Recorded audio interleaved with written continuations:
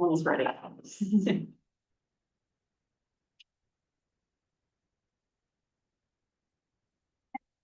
All right. Now we're good. Take it away. Hey, everybody. Good to see everyone. We have guests with us tonight. Yeah, do you want to do introductions Yeah, before we get going? sure. All right. I'm Kathleen Miller, I'm the chair of Conservation Commission currently.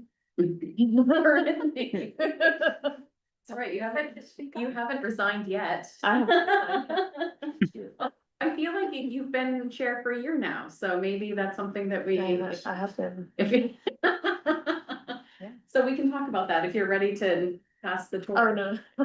no, that that wasn't. I mean, the currently threw me, but. That was the best. Okay, like that. Sounded like a cracker. Yeah. It's my general state. Sorry. Oh, Creighton Silsby, I'm a member of the commission. Karen Shoup, Town Council Liaison. Denise Hamilton, taxpayer. April Hill, Resident here to talk about clear cutting. Oh, Autumn Spirit Planning Director. Angela Blanchett, the town engineer. Jamie Fitch, Sustainability Manager. Hey, I'm Eric Gamble, I'm on the Conservation Commission. Andrew Mackey, resident. Will Sedlak, liaison for the planning board. Trustee Matt. Mine? Yeah. Christine? Christine. Sure. Christine Lavery, commission member. Abel. Hi, everyone. My name's Abel Plod, and I think I'm technically the vice chair of the commission, but sorry I'm not there to be in person, but thanks for letting me join remotely. Nice to meet you. Why's the option? Randy. Hi, Randy Hogan, Conservation Commission. It looks like you're on vacation. All right, well, welcome everybody. We'll start with the land acknowledgement. Let us begin by bringing our minds and hearts together to focus on our mission of responsible stewardship of Scarborough's lands and waters for generations to come. For generations before us, many people have protected these places we love. The places where we live and work are the original homelands of the Wabanaki people, including the Owasquag people who once lived here in what we now know as Scarborough. I honor the care and respect with which they have stewarded these lands and waters. The lands and waters are unceded territory, and the struggle for Wabanaki sovereignty continues to this day. Our work to protect the lands and waters reflects our commitment to wise and responsible stewardship for all the future generations. Let us begin by holding this responsibility strongly in our minds, even as we face criticism and opposition. So, on to business. Does anybody have anything to note about the minutes? Or any changes that we want to, anything you want to discuss? Can I get a motion to accept the minutes? Someone. I'll motion. Sure. Yeah, second. Yep. You, excellent. We are voting and you have to roll call, yes. I have to roll call. Yeah. Yes, all right, so. Kathleen. Yes. Creighton. Yes. Cressy. Yes. Abel. Yes. Christine. Yes. Randy. Yes. Thank you. You're alternate, right? Okay. All right, unanimous. Thank you all. Great. And does anybody have any additions to note about the agenda? To public comment? Did you say public comment? I asked if there were any additions. Well, and to I that. wanted to just ask our members of the public, are you guys both here to talk tree cutting this Yes. evening? Yes. Would you want to move tree cutting earlier in the agenda Sure. so that Yeah, we can do that. we can, Right, thank you. Just get delayed, yes. Yeah. Yeah. that's fine. all right. So we can either do public comment, because that's on the agenda. Andrew, do you have public comment this evening? Who has public comment? I did this one already, but I do have some flyers. The native plant sale is this Saturday. Starts at 8 AM out at Broadturn Farm. We have lots of trees, so this is a great way of kind of starting Tree City USA here. We also need volunteers for the tree board. Tree board.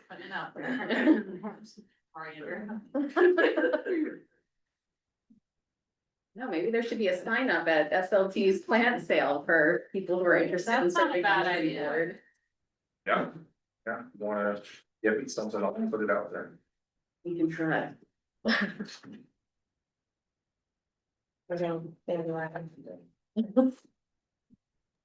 A free tree to anybody that joins the board. Yeah, bill us. Love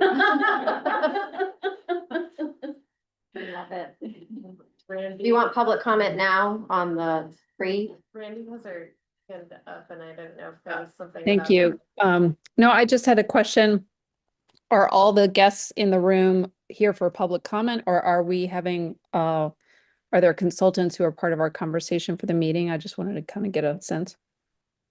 It's members of the public who are interested in the tree cutting ordinance. Got it. Thank you. I'll lower. Yeah, and I was saying, is there any other public comment? Okay. So I just feel like we're usually pretty informal, so I felt like they could participate in the discussion if you wanted to, as opposed to making if you have an official public comment statement that you want to make, I think that would be fine, and, I do. okay, Should I do that now? sure. And I do that here, right? I don't go. Yeah, no. Okay, I have to do it. Town council meeting, so. Yeah, we're gonna do timing. Okay, so Averill Hill, Maple Avenue. Last month, when I drove past a previously heavily wooded parcel on Route 1 here in town that recently sold, it felt like a punch in the gut to see the massive clear cutting. I looked up the parcel online and saw that it's 12 acres and it contains a protected stream with a required buffer. I was deeply concerned by what I saw doing a simple drive-by, so I reached out to town staff. I was informed that not only was the town made aware of this clear cutting after the fact, but that the developer was issued a stop work order and notice of violations. Clear cutting occurred into the protected stream buffer, and there was also grading, grubbing, and earth moving, which was determined to be construction level disturbance, not permitted forestry, and it was undertaken without any required approvals. No erosion and sedimentation control plan, no site plan review with the planning board, and no permits from the town, DEP, or the state. In the stream protection overlay within 250 feet of Stewart Brook, clearing and earth moving are specifically regulated and require prior approval. None of this occurred. If these areas are designated as protected, what protections are in place to prevent this from happening? This clear cutting occurred in plain sight right on busy Route 1. Why does unlawful clear cutting keep happening? This is not the first time. While I understand that restoration is being worked out with the developer, and I applaud Angela and Autumn for their diligence with this and hard work, thank you. Nothing can replace the ecological function of a mature forested buffer. The loss of canopy, root systems, and long-established soil stability cannot be meaningfully restored in the short or even medium term. The impact to the stream and surrounding environment is long-lasting. On top of the environmental harm, wildlife has cruelly, unnecessarily lost habitat. It's also unfair to the other developers who are following the rules. In my public comments at the last town council meeting, I urged the town to ensure we are maximizing fines set by the state and to create a new policy that focuses on prevention, which Autumn has drafted for you tonight. I respectfully request the committee to discuss my proposed modifications and additions. 1, revise 1 acre or more to notify the town to a 1/4 acre or more. 2, a forestry operation notice, if one would be required by the state, should be provided to the town at least 1 week before any clear cutting. 3, an orientation meeting between anyone clear cutting a 1/4 acre or more and the planning department would be required to occur prior to clear cutting. That way, there is no danger of misunderstanding which permits are or are not required, and the town can review the site. 4, the creation of additional fines beyond those of the state that the town can legally set. 5, create, and I feel strongly about this too, create a public record of all violators and fines imposed readily available for public inspection. 6, disallow or discourage clear cutting in the spring during baby season, since many protected birds are nesting along with other wildlife. And 7, finally, I believe we also need to have a conversation with the state about raising fines, which probably haven't been updated in years to keep up with inflation. As it stands now, it appears that whatever fines and restoration is required is seen as the cost of doing business versus a meaningful deterrent. Can I ask, did you email that? Is that something we have? I can email it. That'd be great. Yeah, okay, is this the email that goes to everyone here or Jamie just to is the- Jamie? Yeah, send it to Okay, me, I'll share it with everyone. sure, thanks. That would be good. Okay. And actually, I'm wondering if we can make some copies of like, Well, it's long, isn't it? I'm gonna keep those. But of your recommended modifications, just so we have them in front of us, so. That's what I was wondering. Do you want me to just hand this to? Yeah. Let me see if what. I think that was long. Six months ago. All right. You want us to jump in? We'll jump in. Water's warm. So I'm gonna share my screen. So what I put together is just a draft of how we might consider, and I turned off the track change response. It makes my brain crazy. Make it a little bigger on. Sure. So I really was focusing on some sections we already had and trying to use those and take them on. Because like April mentioned the clear cutting, we have rules in place, so they broke rules, like you can't just do what they did. So that's the really unfortunate, we're probably no amount of rules, we're still gonna get people who just go do what they want. Say oopsie, I mean, unfortunately, that is. But I've only seen that happen, I've been here for 4 years now, so I don't, that's the first one I've seen. That was just egregious in that manner. I've seen some other things, and that's part of this discussion I wanna have with you all. But I think we talked about a few years ago, and we got into the residential component, and that was a little trickier. Cause there's a good example on Holmes Road, he clear cut, I think it's, if I'm remembering correctly, like 10 acres. And the plans were for livestock, and so, I mean, just clear. Out of forestry, a timber harvesting permit, but no buffer remained, nothing, and so that's a conversation too, right? So you have the commercial users and the residential. But the way I've got this outlined right now is to put in some additional controls and additional measures. So really, and to your point, awareness is a huge thing. Like we get calls sometimes in the planning codes office, like, hey, I'm gonna cut down some trees. Do you have any? I don't have anything. If you're just cutting down a view, go for it. But we do get calls too, where people are like, hey, I'd like to get this property ready for sale. Can I do that? Can I preload it? Can I clear it? No, we do have rules in place already. So just trying to make those stand out a bit more and then beef them up a bit. So that's what I put together. And all this is subject really to conversations with you guys, and then in the future ordinance committee, trying to figure out what, I always want to know what the end goal is, like what scenario are we trying to prevent? And that's helpful for me in drafting these words. So site plan approval is required now, anytime you go, it's for commercial development, multifamily development, what, and that goes to planning. But we also have, chapter 420 erosion and sedimentation control that requires, some, erosion sedimentation plans to be submitted. And you're disturbing, if you're disturbing more than an acre. So I'm rolling that section, chapter 420 into site plan, so that can also trigger site plan approval, so it's not just this erosion and sedimentation control plan. But the magic number I've got in here for us to talk about is tree removal greater than 1 acre. And I know Angela has some concerns with that, so we're trying to figure out what is that threshold, for requiring some sort of notification or some sort of site plan approval. So we could do, so we have 3 different versions of site plan approval now. We have admin, which is really just, if you already have an approved site plan and you're changing a few other things. So the thought is if we could beef that up, and admin is basically just staff. And then we have, and typically the staff and admin is just the planning staff, so it's typically me and my staff. And then we have a minor site plan review that goes to the full development review committee, so that goes out to our peer reviewers and everything. And we can do that now in some of our light industrial districts, but it doesn't have to go to planning board. So that's a process we could lean on. And then there's the full site plan process that goes to the development review committee, the peer reviewers, and the planning board ultimately. So those are sort of the three buckets of approval processes to consider. So trying to come up with different levels of tree removal plans and requirements that seemed appropriate for the amount of work that was proposed. So that's what's in the draft now. So right now I have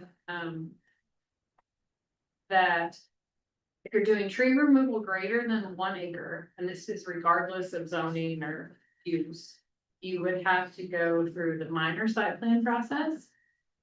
I'm also suggesting we would need to add a requirement for a buffer to remain. And I think when Angela and I were talking about this, the concern is we don't want to set it up so, oh, autumn approved all the clear cutting, great. Over the, like, right, like that's not the goal. We're trying to come up with rules that basically say, yeah, if you follow 1 through 6, these are your rules. We verify that you follow the rules.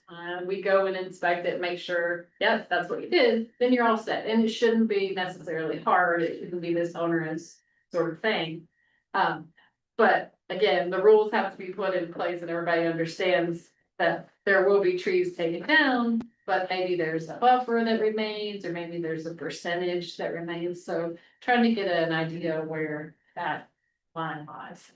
I guess that's what we were struggling a little bit too, as we start going through, and obviously ordinances provide pathways and there's offsets to balance any kind of impacts, but what is the real goal that this committee sees that this ordinance is looking for? You know what I mean? Like that would be helpful. And we kind of walked through some like examples, which was good that you brought up the one on Route 1. There's others in town that we have that were planned development that might appear to be clear cutting, that's not. So there's a lot of examples of like the impacts you see around town. What is the goal for the ordinance? Like, it'd be helpful for this group to know and kind of work backwards from, like, what are we trying to avoid, or what loopholes are we trying to close, or things like that. Because I just don't want to, I think my fear and what I was saying earlier was getting to an ordinance that maybe become complicated for everyone to navigate or complex, and it doesn't achieve the goal. That we are still gonna have, we're always gonna have people that violate the ordinance, that do things they shouldn't be doing, that are cutting things they shouldn't. And we have mechanisms for that, but also to put things in place to get ahead of that, and really what is that?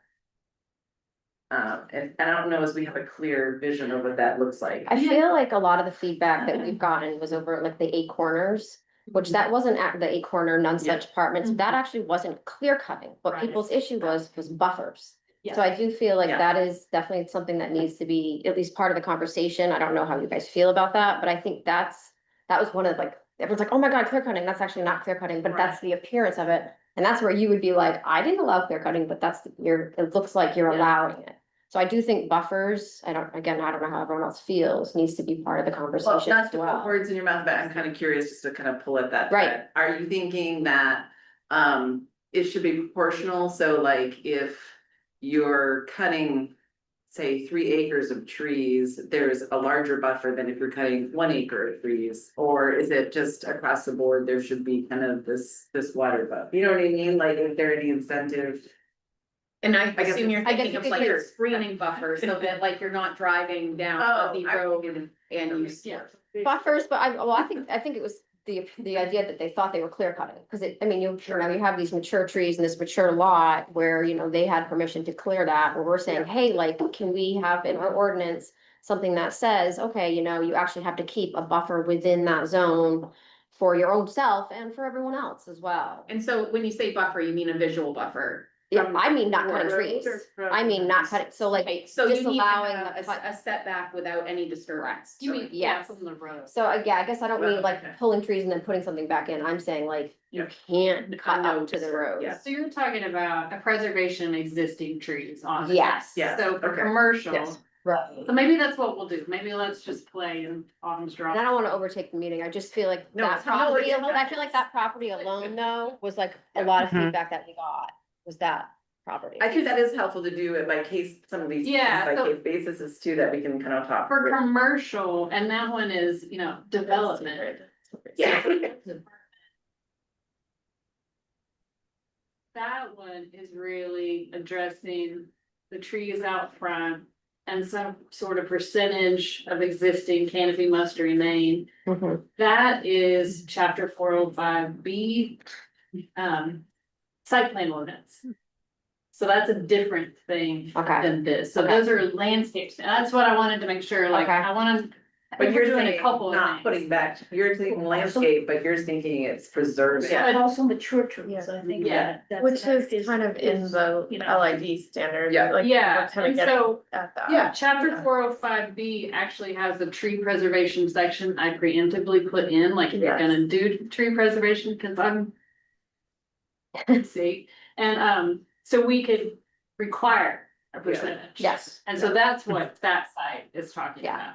And so that's a different thing than what this is. Right, sorry. So that's good though. That's What about identifying mature trees that are, of a certain size or Certain age? caliber or Yeah, size. exactly, and that those at least be, put on a site plan and say, well, justification for why they can't save those trees. so we could require a tree survey. Yeah, Yeah.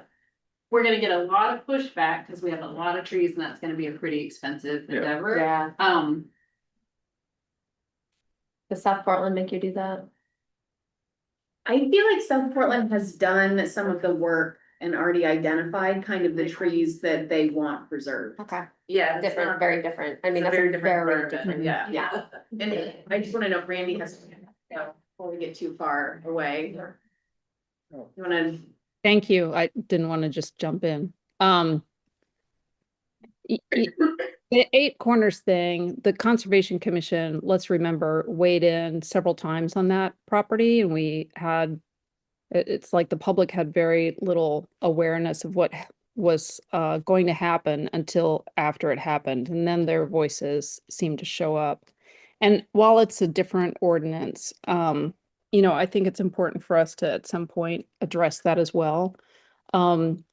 Even if it's not technically defined as clear cutting, it is a whole property removal of trees without consideration for the public health benefits that trees give the community.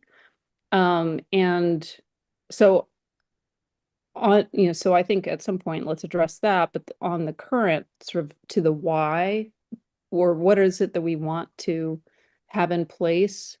Or why are we talking about putting boundaries around tree removal? It's of course it has to do with stormwater or any kind of roll off. We don't want to have empty ground. We certainly don't want to increase the number of amount of impervious surface due to the fact that somebody's just sort of blanketing or cutting trees without consideration of that.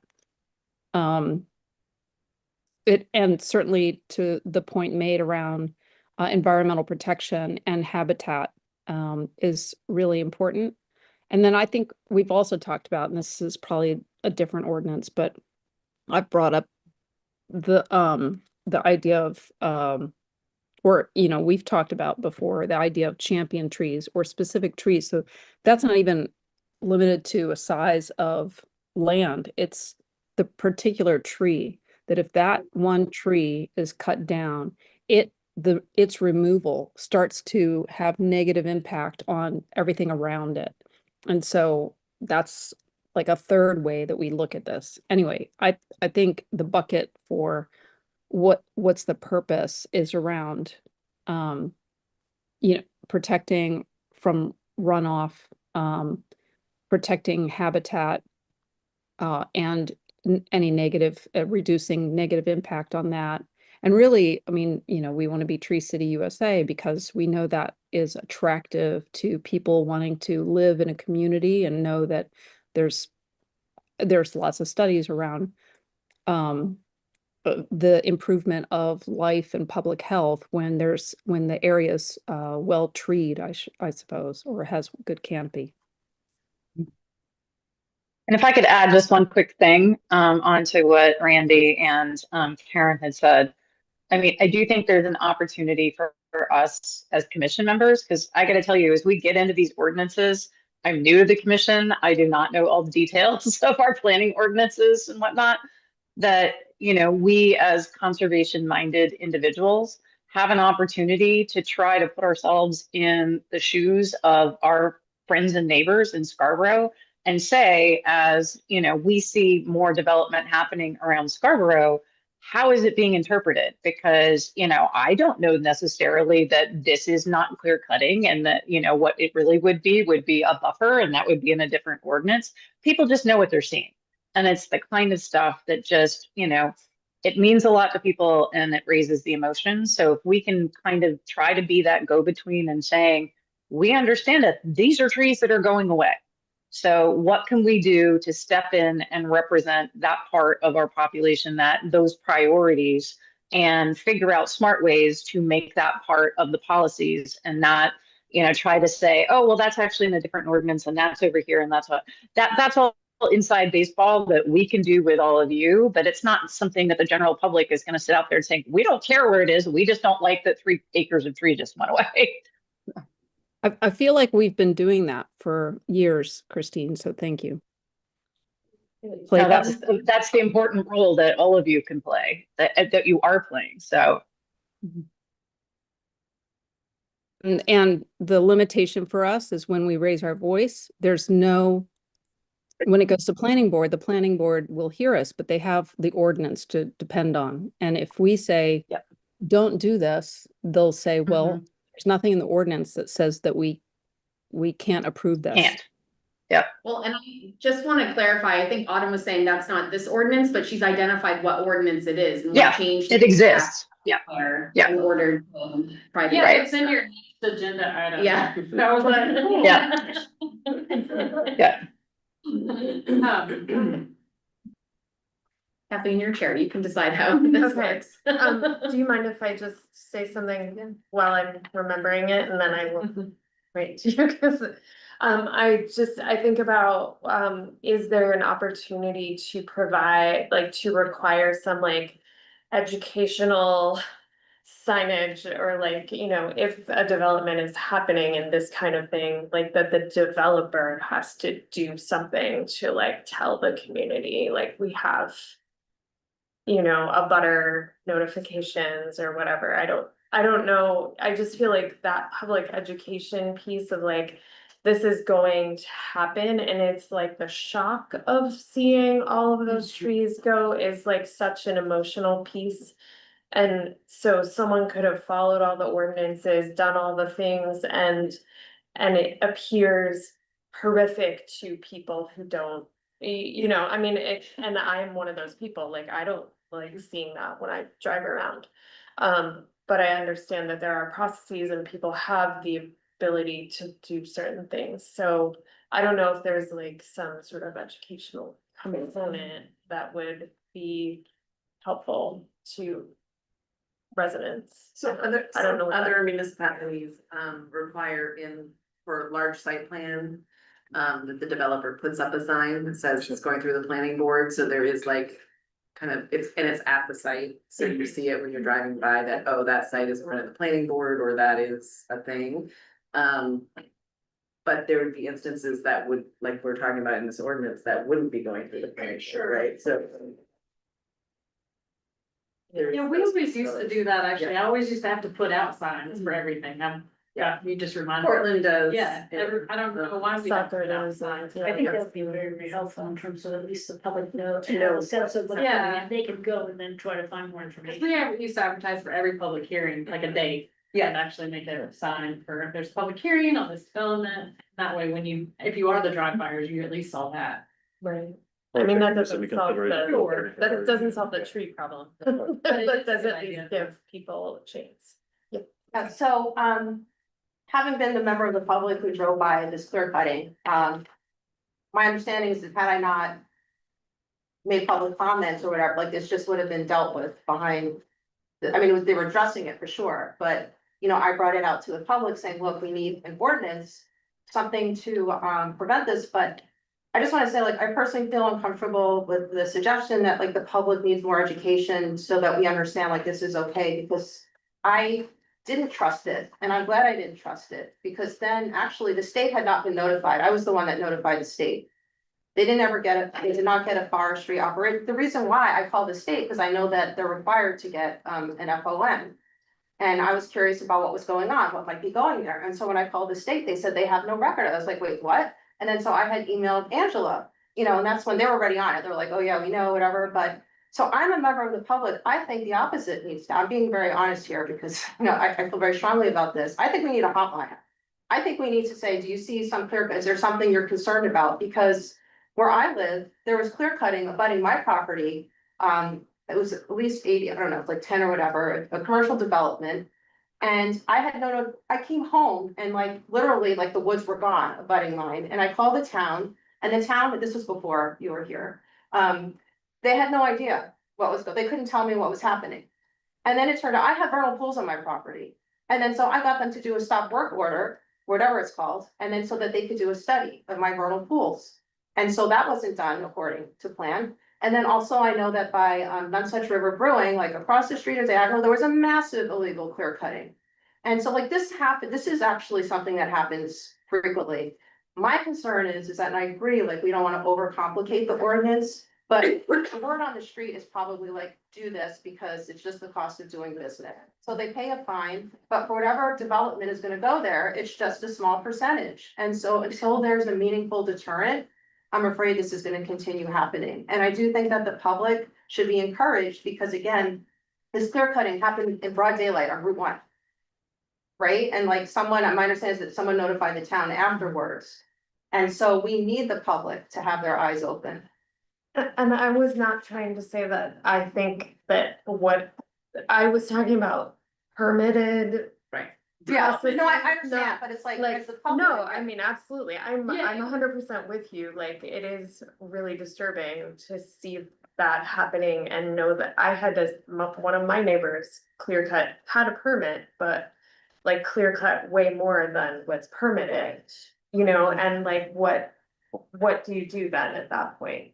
Cause it's already. Well, I done. feel like there mean, might be you a obviously conversation would around permit it. fines. Yes. that's Where what I was- feel like maybe we're feeling, or maybe there's the perception that. Cause I mean, I will say, I know the developer that did that clear cutting, I mean, he's from Saco, I mean, they have to have a concept of what's going on next door across the line. So I mean, maybe it's, we're not finding them enough, and I don't know, I don't think you could have whatever. or maybe we I could think- raise more money for the town by imposing really serious fines on people that do that. I think he would have just done what he wanted to do. And with that being said, like, where do you draw the line of how much can we fine people if this is how they're going to continue to do business in Scarborough? Let's just make the fine astronomical. I don't think this is the commission. I don't know if the commission would be deciding so much on a fine per se as to, what I think would be helpful is like, she's, like, the ordinance right now proposes an acre. And Mhm. Averill's asking for less than an acre. So I feel like that might be good feedback from this board. I don't know if there's other specific feedback that staff's looking for, but when I look at like, I feel like that's a good point of conversation. Can I go through a couple of scenarios with you all and then like get some, Can I just go to that, this return, I don't think it's just money, what if they lose their, I mean, what if something serious, like. They either lose a year or they, you know, that's something that's gonna put a real monkey wrench if they know, so it's not the cost of doing Mhm. business, you have to go back to the line and start again Right. and get another, you know, and wait a year. for what? Just to get a- person who- to get a- This guy's probably never gonna come in my office to get a permit. I'll just let you know. basically both things. What did you just say? Something. He's probably never gonna come into my office to get, Oh, he's probably gonna try to sell it in a year or two after he revegetates most of the time. Can I ask you a question about that site? Was a licensed forester at all involved in that process? He was, and we've had conversations. Have you, Oh, made- after. have you made a referral to the licensing board for, No, I had a really good conversation and he was misled and did what he was. It's just, I'd rather not get into all of that. I wanna, I'm just going, Yeah. one Yeah. time or one thing, these are licensed professionals. Right. And that is, so there is a hotline, it's the state licensing board for Oh, these type of things, and so I would just say that, and then the question I had for you, Autumn, around 405 is in terms of canopy standards. Feel more appropriate than buffer standards when non-shoreline zone, just as you think about the most important trees. I'm not making a blanket statement, are least likely to be the ones that are next to the road. It might be important for somebody in terms of the shock of it, but in terms of the ecological value, the ones next to the road are probably not the most important. And so as you think about not wanting to excessively burden those with a survey and the cost of a survey, with a pre-survey, canopy standards can be, whether it's 10% or 30%. And I know there's some things there, but that would be something that could be an alternative, other sections. And my comment actually goes on with that a little bit in disagreement, about that, yeah. Just some basic forest ecology, so many of our roads in New England follow old horse paths and trails. And trees were left along those fields, so if you have very large trees, those trees, have pretty full canopy, they grew without a lot of competition. And they, developed a lot of self-support. So those trees you might want to single out because those would be good trees that could probably take losing the rest of the forest around them. And so when you're talking about buffers, that's the other thing is a forest tree is supported by all the other forest trees around it. The roots are interlocked. And you see this in these projects where they take everything down except a thin strip. And the next big windstorm blows half those trees down. Especially if you have a fairly even age stand. So, I don't know how you put that in an ordinance. It comes down to very site specific stuff. But, I think there are certain trees that we do want to look at protecting. And some of those could be right on the edge of the property. It's really planted. Randy, I know you have your hand up. Did you want to say something before we move to Autumn? Back to Autumn. Thank you. Yeah, it's hard not to be in the room and participate well in this meeting. Fines are great and we should incorporate fines, and as I think it's already been mentioned, fines are just cost of doing business for a lot of people. And so fines are not going to be a deterrent for somebody who is motivated to cut trees for their benefit, which is sad. But I just want to make that point.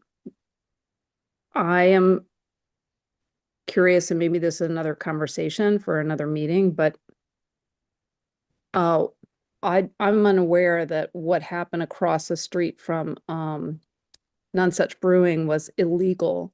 Again, that was another project that the Conservation Commission discussed and weighed in on. And we didn't have ordinance weight to be able to support our opinion, but I didn't hear that there was activity there that was illegal. And there are other communities that have examples, and Autumn probably has a ton of them already, of how to identify and create ordinance around special trees and have that reduce that negative impact of cutting a single tree or a couple of trees on a piece of property that we don't want to have happen because of the fact that they're gone and are by now they're being eliminated is going to have a negative impact on a lot of things related that you can't see with your own eye, but you will soon enough. Can I just correct something? I wasn't referring to the parking lot across from Nonsuch. There's supposed to be an Asian restaurant, I believe. Oh, on Monday. On Muzzy, yeah, so it's kind of near there. That's what I was referring to. I wasn't referring to That one, the yeah. parking lot.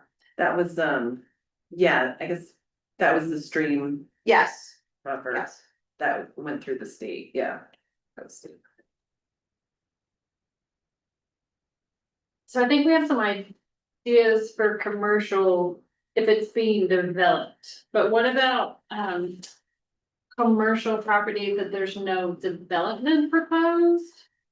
And so that is in here now, like these sizes, so 1 acre triggers our erosion and sedimentation, so there's a few different things. So there's, tree harvesting, which is selective in nature and it's harvesting, right? And then there's disturbance, which is taking the roots out, disturbing the soil, actually moving, grading, that sort of thing. And then there's clear cutting, which is like both of the things, I suppose. And, or you could have We had to clear really cutting. find it. That's what we are really trying to figure out, what we're trying to prevent. 'Cause, there's a few different things. So if you had a commercial property, say you could picture an acre, this campus is about an acre, Erin told me that was a good example. So if somebody came in and they said, we're gonna do, right now, you could go to the state, you could get your forestry permit, you could do timber harvesting, right? And so you could cut. But you couldn't disturb without going through Angela and doing an erosion and sedimentation control, so I've added that to the site plan process. So I think that's a good add. So you just end up with stumps. Right. So you're Right. ripping them out, right? But there's also, the thinking is that if you're doing a timber harvest or any kind of clearing, then at least you have to keep something. This buffer or this setback filled with trees, that's like the highlighted, is that. I'm really struggling trying to figure out what I'm trying to do. I mean, honestly, it sounds like. It sounds like we don't want to take down any trees. I'm struggling because I know that.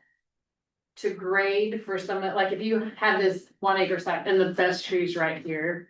The likelihood of that tree surviving the work and the grading that you're gonna do on this. So we have to basically have like probably a 30 by 30 tree well sorted creation. So I'm wondering if like that's what we're looking for, or is it really just this idea of can't see what's inside the trees? I'm just really struggling with that.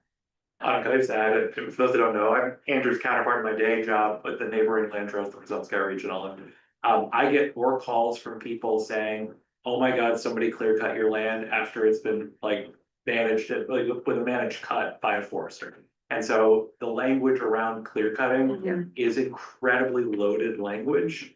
I mean, we have a property, it's 800 acres that was the cut was overseen by a fantastic forester out of southern Maine, and that would not meet the definition of a clear cut. But that is the language that I heard in emails over and over again. So I think for just my recommendation for you all is being really clear about what that is that you're looking for, because you're gonna get asked, and you're gonna have people that say, oh my God, it was a clear cut when it wasn't a clear cut.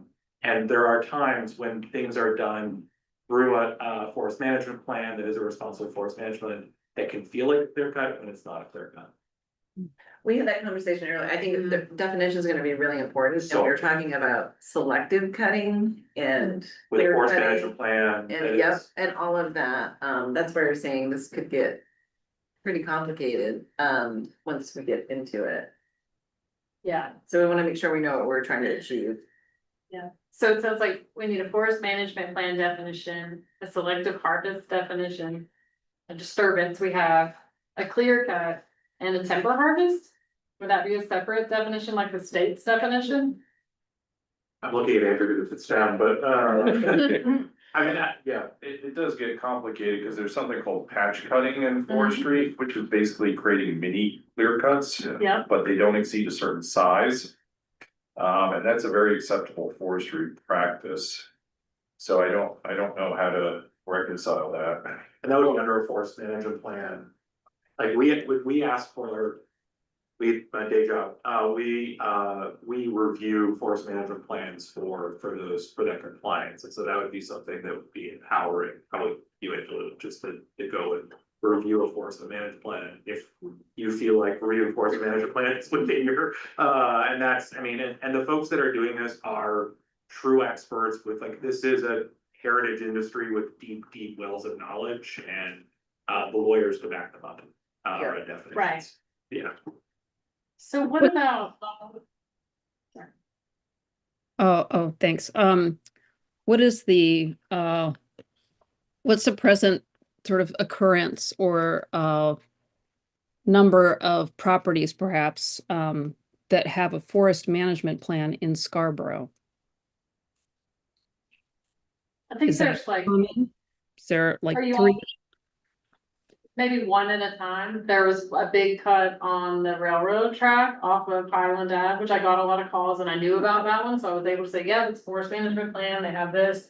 I called the state forestry, we're all good. I know it's scary, but it's all good. Yeah, it's all up stuff. But yeah, we've only had one other one recently when last I checked. But Get a lot. those that have the exemption would have a forest management plan on file as well. There would be more that have the tax exemption, they have more than 17 or whatever it is. Gotcha, the tree, yeah. Yeah, the tree, yeah. What's it called? It's Tree growth, thank you, Yeah. yeah. I'm just looking at the chapter 20, the main forest management, and they have good definitions in there. so- Okay, Yeah. okay, that's good. Yeah. Yeah, cause we were thinking the definitions really matter, and then people's understanding of the definitions even more so. Yeah, the Forest Practices Act in Title 12 has the statutory definition of clear cut. What's the definition? Can you read it to me? Yeah. Just for like all of us. so we Yeah. know. Thank A you. clear cut means any timber harvesting on a forested site greater than 5 acres in size that results in a residual basal area of trees over 4.5 inches in diameter of less than 30 square feet per acre unless sufficient regeneration remains. So maybe we could change the definition to be 1 acre or whatever. we want to call it. That's, I think the size is kind of the trigger too. I'm still sort of struggling because we really.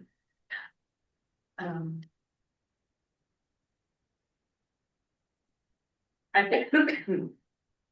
Based on what I've got here, it sounds like we maybe need to tweak the acreage. You all might be on board with that, and then. And then really. Because what I've got here is all of the activity that would occur outside of the development, right? So that's but then do we wanna impose that on residential homeowners as well? Wanting to do the same thing? We had that conversation a while ago, Yeah. this group was not really leaning towards doing. Like, I think I have it right now that you could do.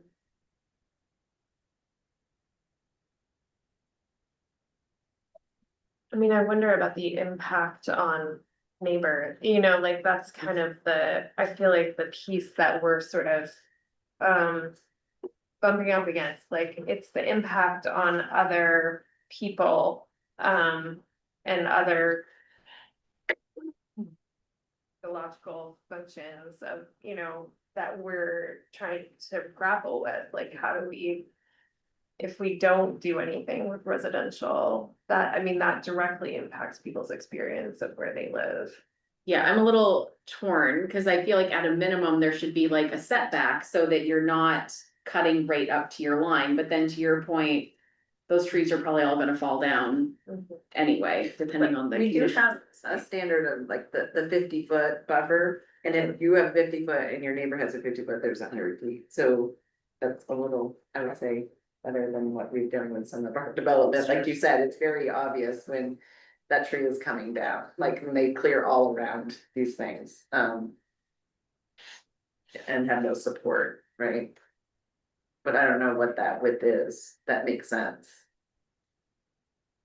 So that would at least address kind of the shock, the visual shock of like, you know, looking out in your backyard that used to be completely forested and then all of a sudden it's not at all. Well, I mean, and like your experience of coming home and seeing that, like, that would be so devastating, you know, and I think that that's why we're all here, right? Like, we care about. And there's no notification, like the town didn't know, and you know, it would have been helpful too, like even if everything was done legally, to have someone say, oh, I'm gonna be clear cutting, you know, 10 acres, you know, budding or woods. Well, and why are neighbors not, you know, I mean, it's a certain responsibility to talk to your neighbors about things like that, but people don't do that. So.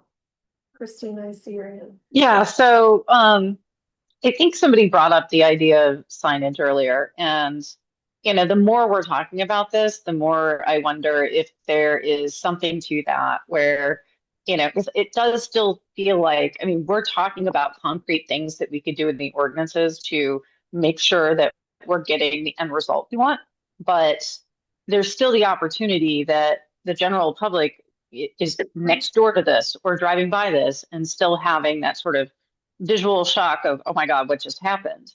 To be able to create sort of a public friendly, you know, set of guidelines or, you know, a sign that would be posted at every property that is undergoing development, whether it's residential or commercial, that says, here are the town of Scarborough's guidelines as it relates to, you know, disturbance of the natural habitat, and put it out there in lay language that just says generally it has to go through a site plan, it has to go through this, you know, we ask for vegetated buffers, we ask for this, we do this. And so that people understand these things without us throwing terms at them that says, oh, but this wasn't clear cutting and, you know, it was allowed, you know, to be able to, for people to understand that there are guidelines that are asked to be followed. It's also putting the person doing the development on notice that now people understand what it should be expected of them.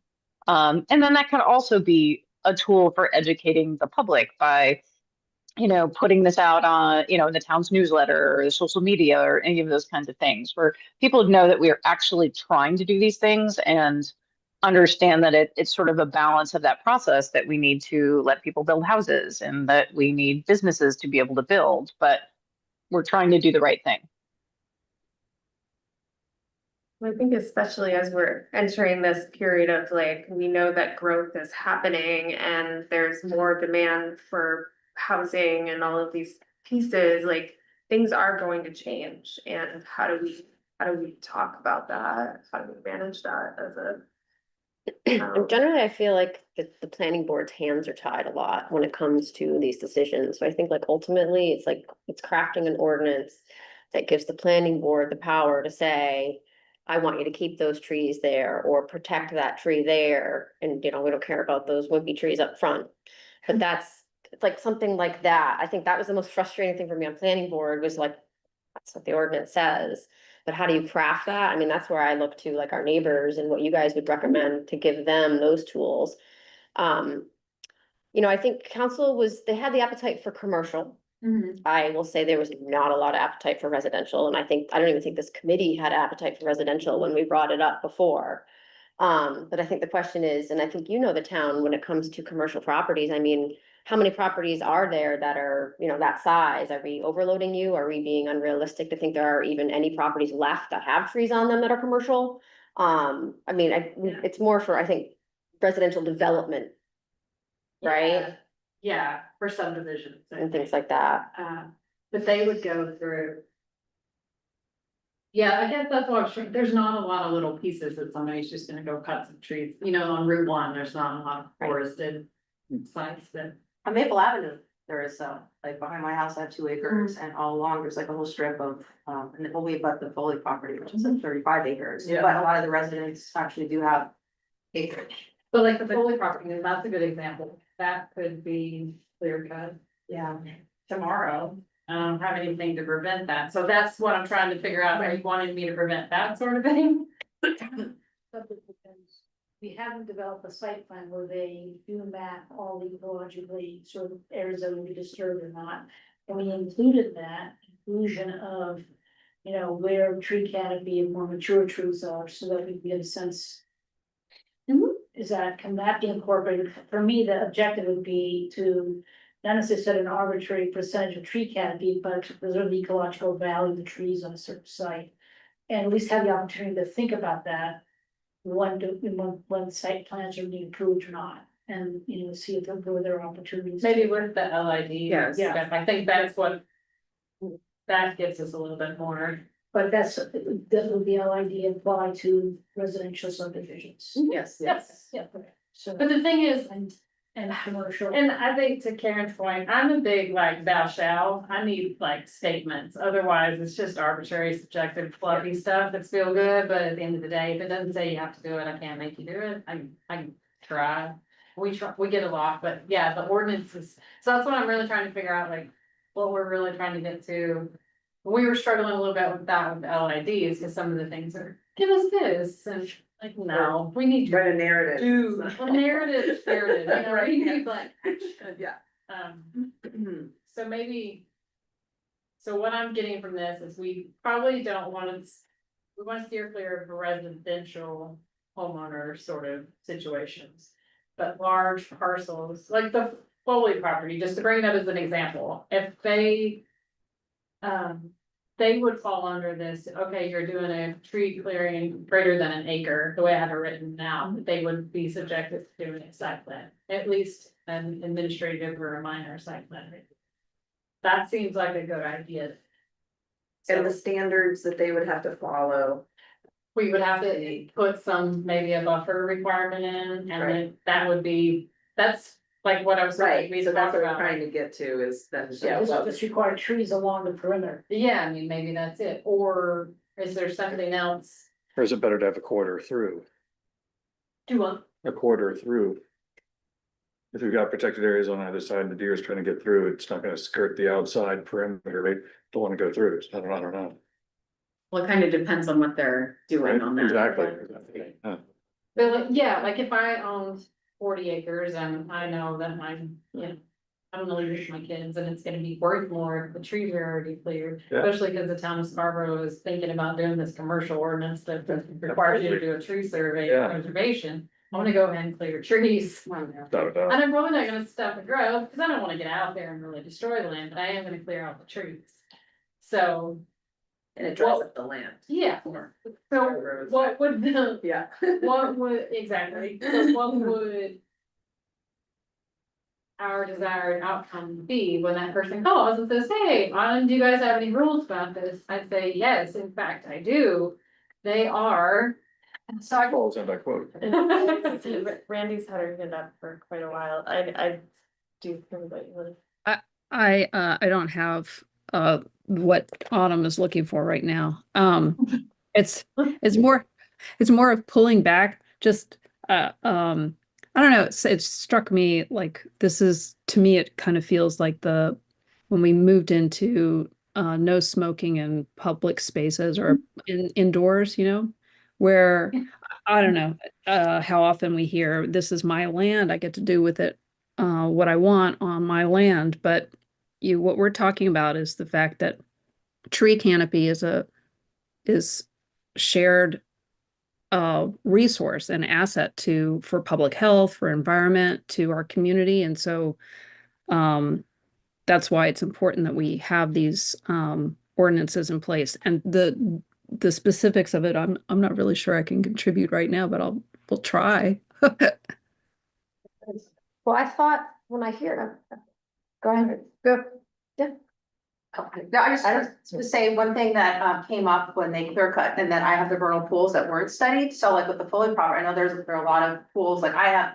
And so could that be worked in, so like, don't they normally just look at what's on the property that's being developed and not neighboring properties, but when it's within close proximity, then they should be doing the study. Well, they do, like, there's state inventories where they can look, but if they don't have property, they don't have rights to go on abutting properties, so they're not gonna be able to go on abutting properties to survey. But the state does map some of them, but not all of them. Yeah, it's That's for sure. opportunistic, kind of, like as you find them, they Yeah. get mapped. So it might be challenging to say, okay, you need to survey for vernal pools around all the properties around you, because they don't have rights to go on your property. But aren't there maps though that would show, or even just the town? They're probably not complete though. That's what I'm saying, the state does It's have missing some, a but they're lot. missing a lot. Do not rely on the state's map. Yeah. No, I think even Cause just there's like wetland maps that we. like Poor Man's, or, you know, like you go on the town, is it the GIS, whatever, where you look at parcels, and then you could see, like, just visually, you could see little ponds or whatever, so that's. Well, it does not necessarily a vernal pool or not, like you can't see from an aerial whether that's a vernal pool or not. Is that what you mean? Well, yeah, so like, so when they clear cut, like they should have studied my vernal, because you can't disturb within a certain, if it was Right. significant, and they didn't know if it was significant or Yeah. not, so that's my concern. Is that you can clear cut and not do those studies on your neighbor. So, on the I mean, neighboring I think it's, properties. technically, maybe they should be looking like 250 feet from the edge of the cut to see if there's, isn't that what the standard is, 250 Yeah. feet from a vernal pool, no disturbance? And to get at that, that's why the state has a standard, like, so for vernal pool buffers, it doesn't have to be a perfect circle around a vernal pool, it can be lopsided because of, you don't have rights. I didn't know that. 25%, you can. And you can fill in 25% of that buffer, so they make it, so it could be, you have a vernal pool and it has this weird oblong, it could be all shifted on one side for that matter. Because there's property lines that they can't cross, it's more about property rights and things But like it- that, so the state finds a way to. It's only a state significant vernal. Right. Which someone would have had to gone out and documented the number of egg masses. Exactly. And it declared state significant, and you look at the vernal pool map for Scarborough, it only has a handful of vernal pools. It is totally incomplete. Yes. Meaning there are probably more. Way more. Oh, yeah, that's what I mean, like mine had never been studied before, right, Yeah. okay. And so if someone clears. And they're basically destroying that vernal pool before it's ever mapped or declared state significant, so. You know, how is that a violation, I guess, if no one ever knew it existed in the first place? Well, that gets captured with planning board, like we go through, they have to do the wetlands and vernal pool study on.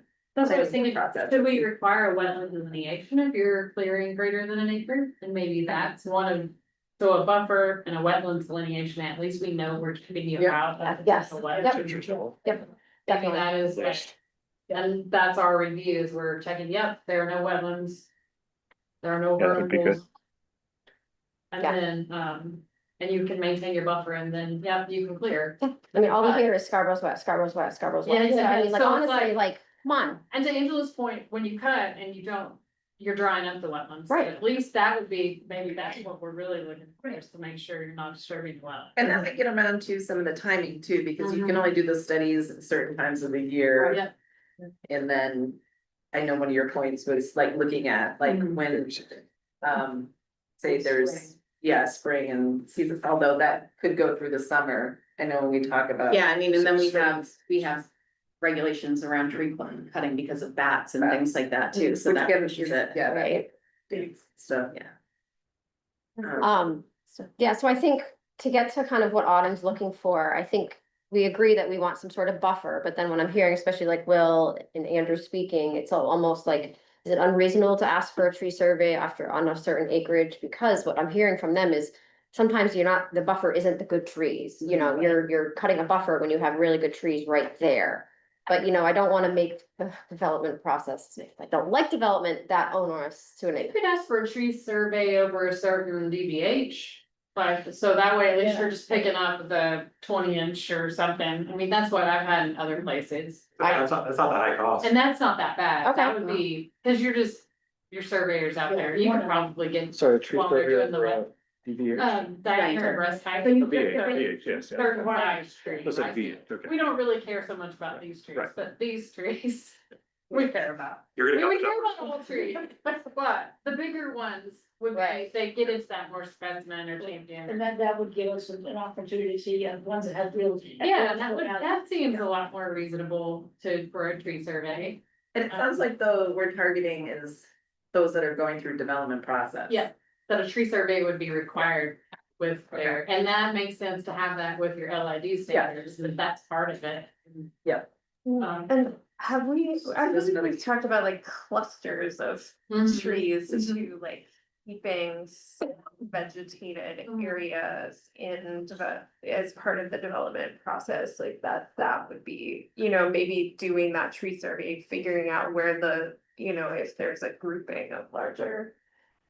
Yeah. That's what I went back to my original comment I was asking about, like, when you start looking at certain areas of tree cutting, should there be then based a percentage on what you're preserving in those kind of key spots? Once you do the survey, you have clusters, you can kind of pinpoint those as It's very certain. fun to thread that needle between the wetlands and the good trees. Go back to Autumn's point, is like black and white is the easy, if you give me a number and you gotta hit a certain percentage, that's a lot easier for kind of us to do our review too, and saying you hit it or you didn't.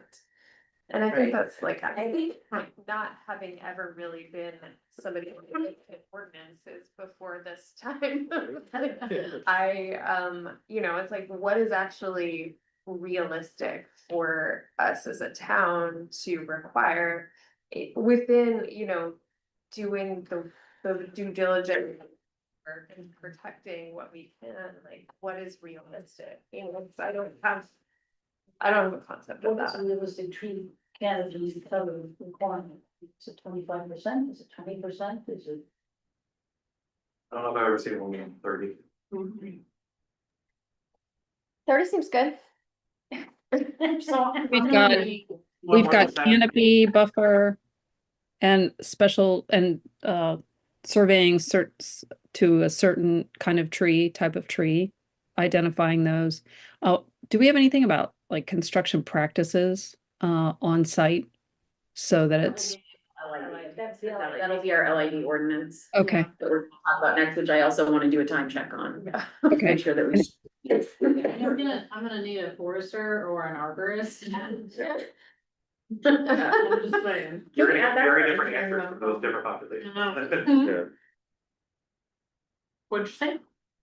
I was just gonna say, can we get one like through our on-call practice? Like, we're putting out an RFP for on-call engineers. Can we add that special? Yeah, for I'm- peer I'm review just of- being for silly. peer review? No, I know, but This we're, is helpful now's the because time to figure. like, this put is that on out the there. ordinance committee. This is on our agenda for 2 weeks, this clear cutting. Oh. So any feedback you have right now is very much appreciated. Because it is our plan to move this forward from here in the next And few then- weeks. And then an addition of a fine, like one that hurts, but assuming that the ones who really want to get it done are going to pay the fine anyway. We're limited, we have the ability to fine people, but we're limited on the daily fines by the state, and I Yeah. can't change that. Can It's you, just- can you find someone or say punish someone who clear cuts? And then, or like gets a forestry, clear cuts and then comes in and says, I want to develop. Is it a different set of standards? Like if I came in and said, I want to develop this, I want to develop 20 acres and put houses on it. You'd be like, this is the standard you have to go through. I want to take 20 acres and have a forestry permit and cut it. That's very different management. And I think one of the concerns we had was people kind of clear cutting, but not before coming in for development. And that was the concern off of Holmes Road. That's why I'm trying to do the site plan stuff without development, right? So Right. that's why I'm trying to do it this way, so Yep. I can catch you even if you're not developing. And so have we defined that for you? So that was the other piece, it sounds like we were really Yeah, there's- focusing on There's development. two efforts that we need to be. So now the doing. other piece we haven't really got into, right, is that if you're not triggering, say, site plan. Well, that's what I was trying to Right. write, so I just Right. needed input on the acreage. I did it The up acreage. there, and it sounded like you guys wanted to lower that. Can that be lowered? To a quarter of an acre, or half an acre, or? What does everyone think? Let's go as low as possible. Exactly. We've run Agreed. this before. Yeah, I know, I feel like we might need a visual to see what Yeah, a quarter maybe, acre kind of. It's like you An said. acre is a football field. Football field's an acre. yeah. A quarter Wow. acre might. really be I was like, I never thought of that. That was, Sorry, Somebody could cut for firewood, a quarter acre. Yeah. A half acre is probably, that would be more than what you would. What do. you would need, yes, so should we, That seems like a good, actually, like Yeah. you're using that. I appreciate that visual, So half an acre? so happy. Half an acre? I came in low knowing that you probably. Let's meet the middle, is what we got to do. Yeah. Okay. And if someone says bump it up to an acre, we're like, we're gonna go quarter acre. Yeah. That's what I do with my children. Yeah, exactly. You don't like my first offer, I'm going lower. 10, go 9, yeah. You wanna talk about LID stuff? I do wanna talk about LID, if you think you're good with this. Yeah. I'll figure out something. You've got 3 weeks to work on it. It's just a week technically. I mean, is there, would you want to like send us questions or something and have us weigh in? Well, you Like, guys is seen there- that, you guys have seen the narrative, right? Yeah. I have Do you guys to have get any it. comments on that? I don't have specifically? time to, no, it's. Okay. Can I just make one other comment, is that in the past, when like there have been the option for fines, we've kind of like, I think it's happened where the fines are waived because we want whoever the person was that did the violation to put it towards restoration. I feel like it should be a both and, like, and we're not gonna allow them to put their fine towards restoration. They are required to use the fine and they're Yeah, required to. that's kind of our discretion, we can do that. So but I feel like maybe we need to write that out so that there isn't the And then option. from yes twice.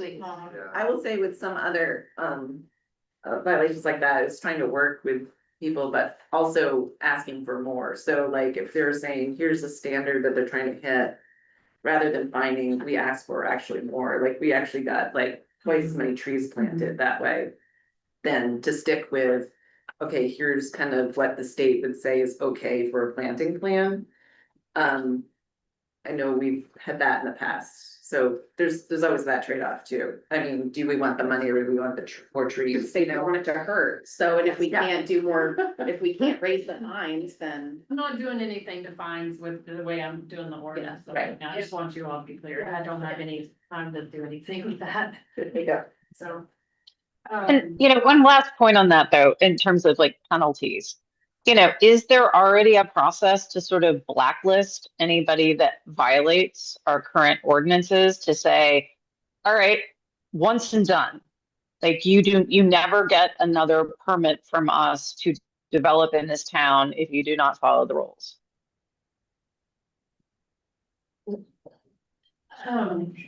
No. I mean, I don't know, or I don't know if it has to be 2 strikes and you're out, but I don't even know why we would do that. I mean, again, it's about deterrence, right? And if the fine isn't enough, I don't know.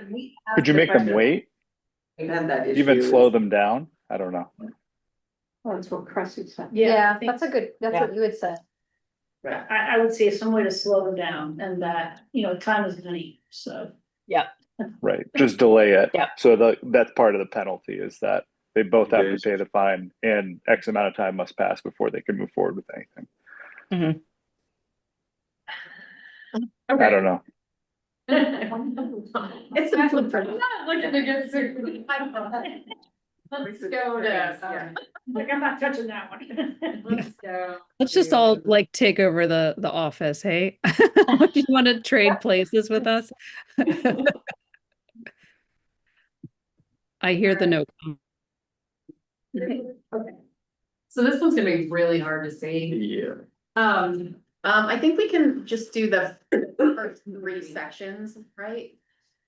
This, Yeah, specific applicability. yeah, instead of looking at the chapter 500 or the chapter 405 stuff. Which is what is in the Can I make Yeah. it bigger? packet. Take away the toolbar. Yeah, can you hide minimize the ribbon at the top? That would give you a little bit hard. Right over there, just there. I adjust my view. Maybe. I don't I think know what immersive is. Oh, wait, I see.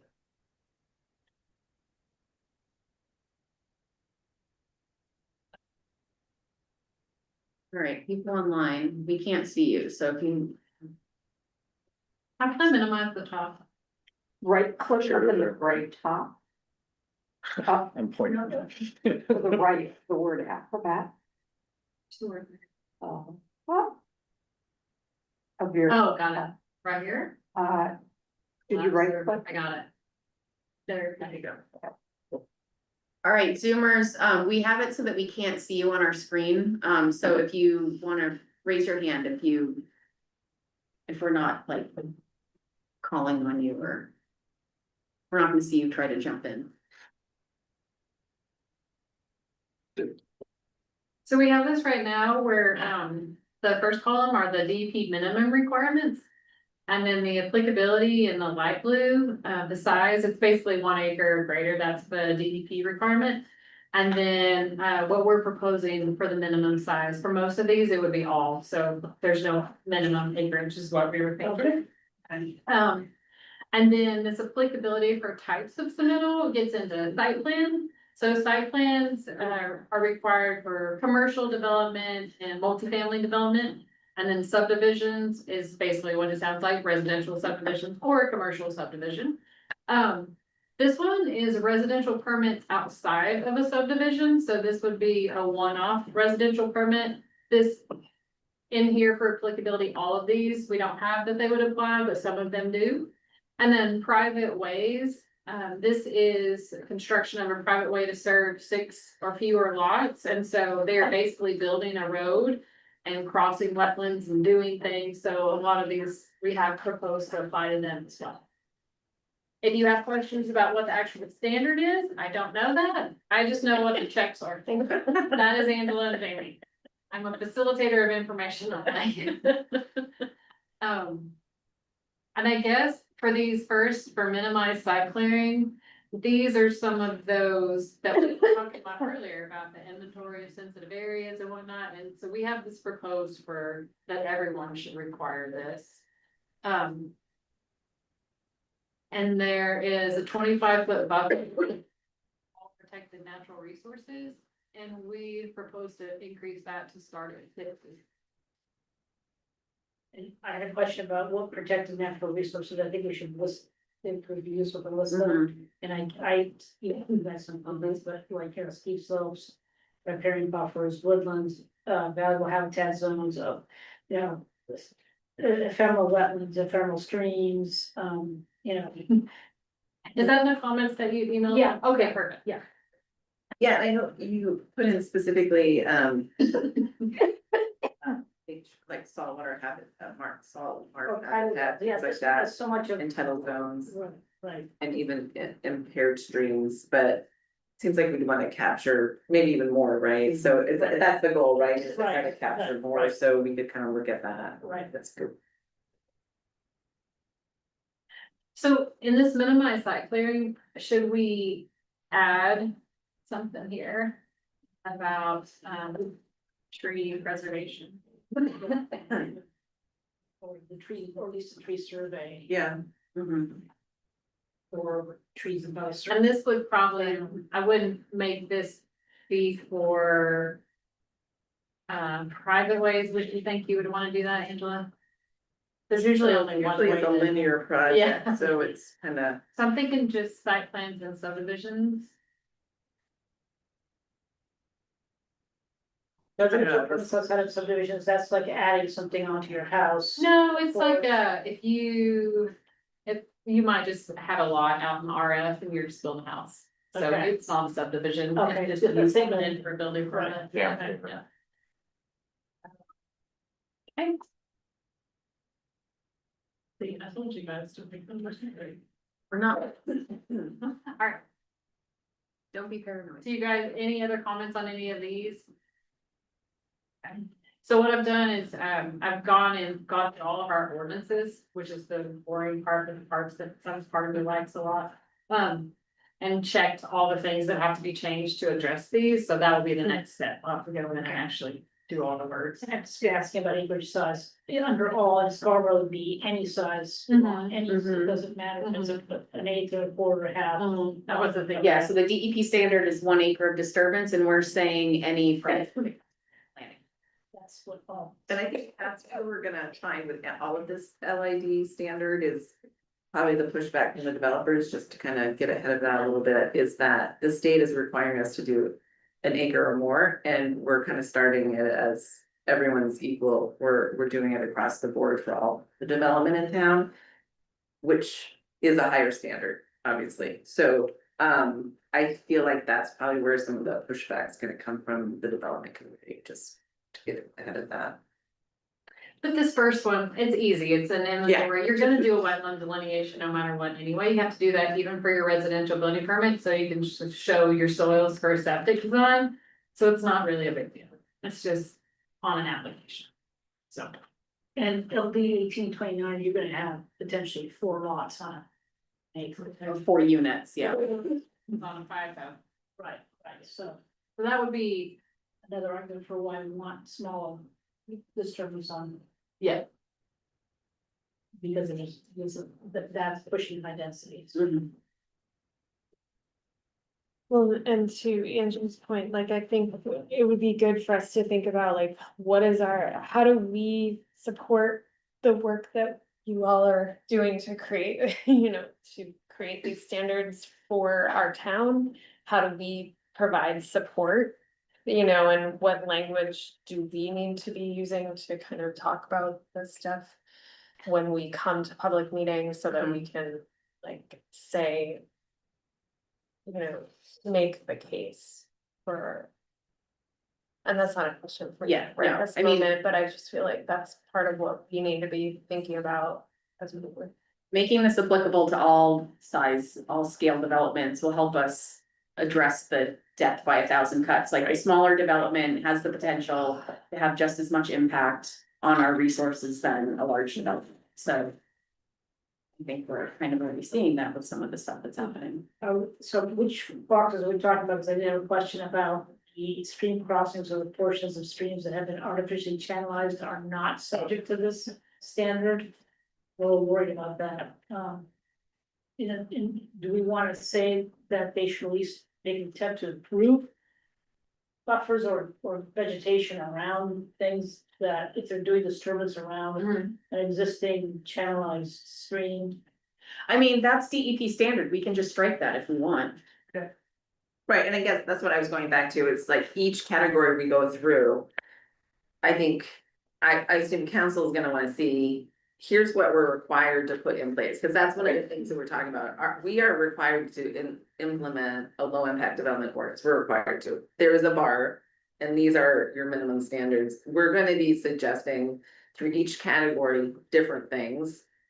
Which is fine, it's just probably gonna be a talking point for each of those, and like you said, how you justify that, how we kind of talk through that is gonna be the key. And so it could be, doesn't mean it's all or nothing, it's like, it might be a negotiation through that, I don't know.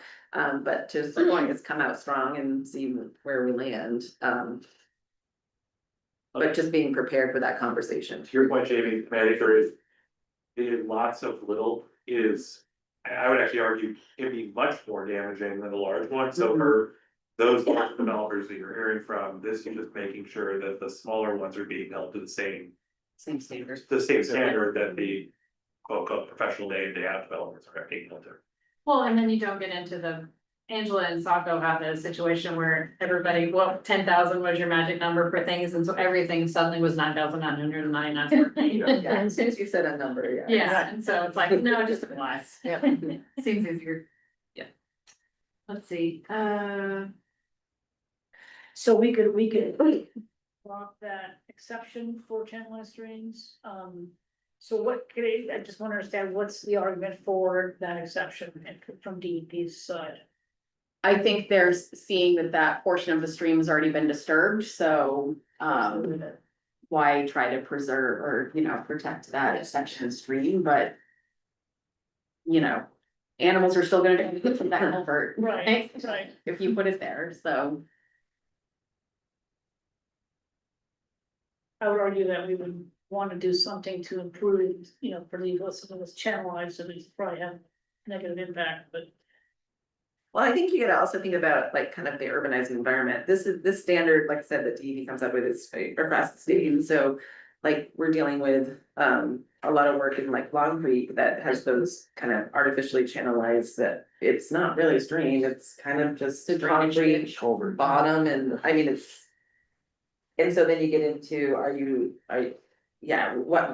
you throwing your money at? Where is it most beneficial? But we don't really have any of those situations in Right. Scarborough, But so. that's what I'm saying, that's what I think it's kind of written to, I know like Westbrook has had conversations around.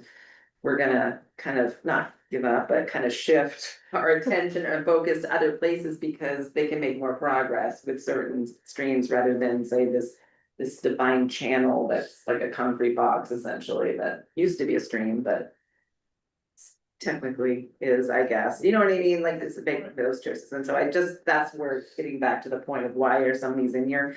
They're really trying to have a standard for the state and saying what is reasonable. And so some of those things come into play. So basically that one was written for Portland, but since we don't really have that scenario here, like we can take it out. Okay, okay. Oh, I would vote for that, including that. Yeah.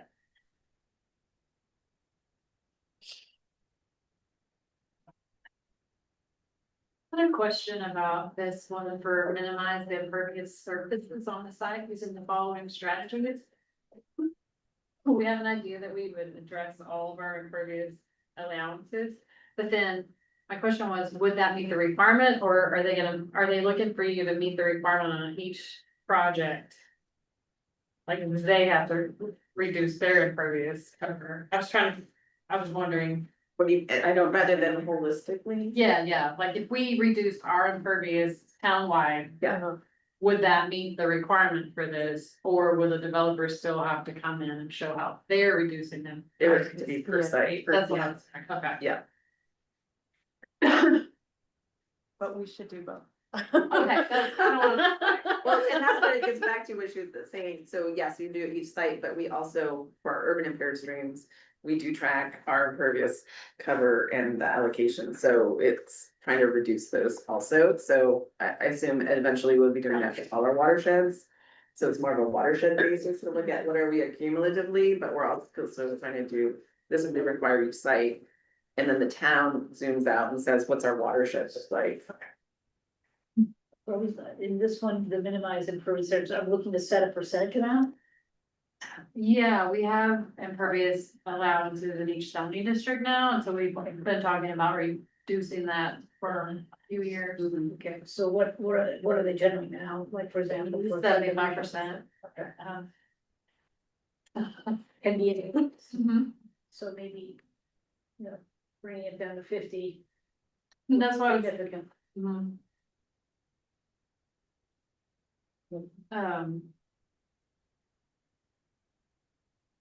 Is that too much of an ask, too much of a stretch? I think that's a different thing though, right? Not, Mhm. that's not this. I wanted to bring it up as part of this, cause we keep talking about it with Yeah. LID, but I don't think it's gonna meet all of the requirements. That's one that my question was about. Right, and I think it might make sense to look at this. Both as a, well, think about it in terms of watersheds, but also think about it in terms of our zoning districts, because they're. I mean, it's unfortunate that our urban impaired streams are also our growth areas, our designated growth areas, so.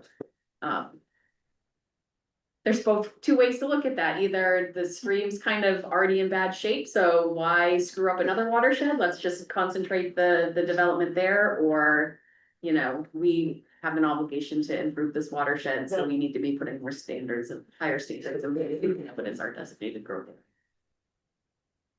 Very quickly. Legally, is it the latter that you're required to take measures to?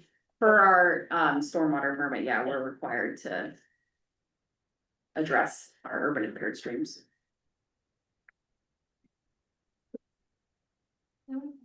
Roads. And this one is sort of interesting because we have so many other outside like transportation projects happening and complete streets and all the other things. But we're supposed to minimize the width of proposed roads by not exceeding minimum width requirements. But we also want to define the maximums and then set up some sort of waiver.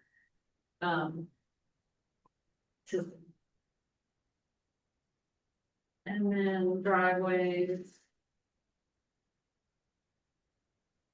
I'm curious, what is the minimum under the LED, under the DEPs? Do you know what the minimum? Or Size, 4 feet? No, they didn't Road. give us a minimum, they basically said, don't go beyond your established minimum. Yeah. So do we have an established minimum for, In Scarborough, for driveways. for driveways or roads, whatever? We do have, roadway minimums, because it really is geared around plowing and public safety. So it's hard yet to go lower, but Were those, elements. when were those minimums recently updated? Well, actually, I think when Autumn came, because we were doing a lot of waivers. Yeah. So we kept, that was one of the things we talked about, road diet, and it was like 26 feet. Now we allow down to 22 in some instances, but it was a waiver, and now we're down to standard this is- 24. It was 24, but this is for roads and driveways, not like. Oh. Not like development, or residential development roads? No, this is for that. This, Okay, we Making drive aisles. changed the drive aisle requirement. But Oh, not right, for right. roads, yeah. Oh, okay. I think more than anything, this one's pretty easy. We just need to set a maximum and not allow people to go over them. 125% or?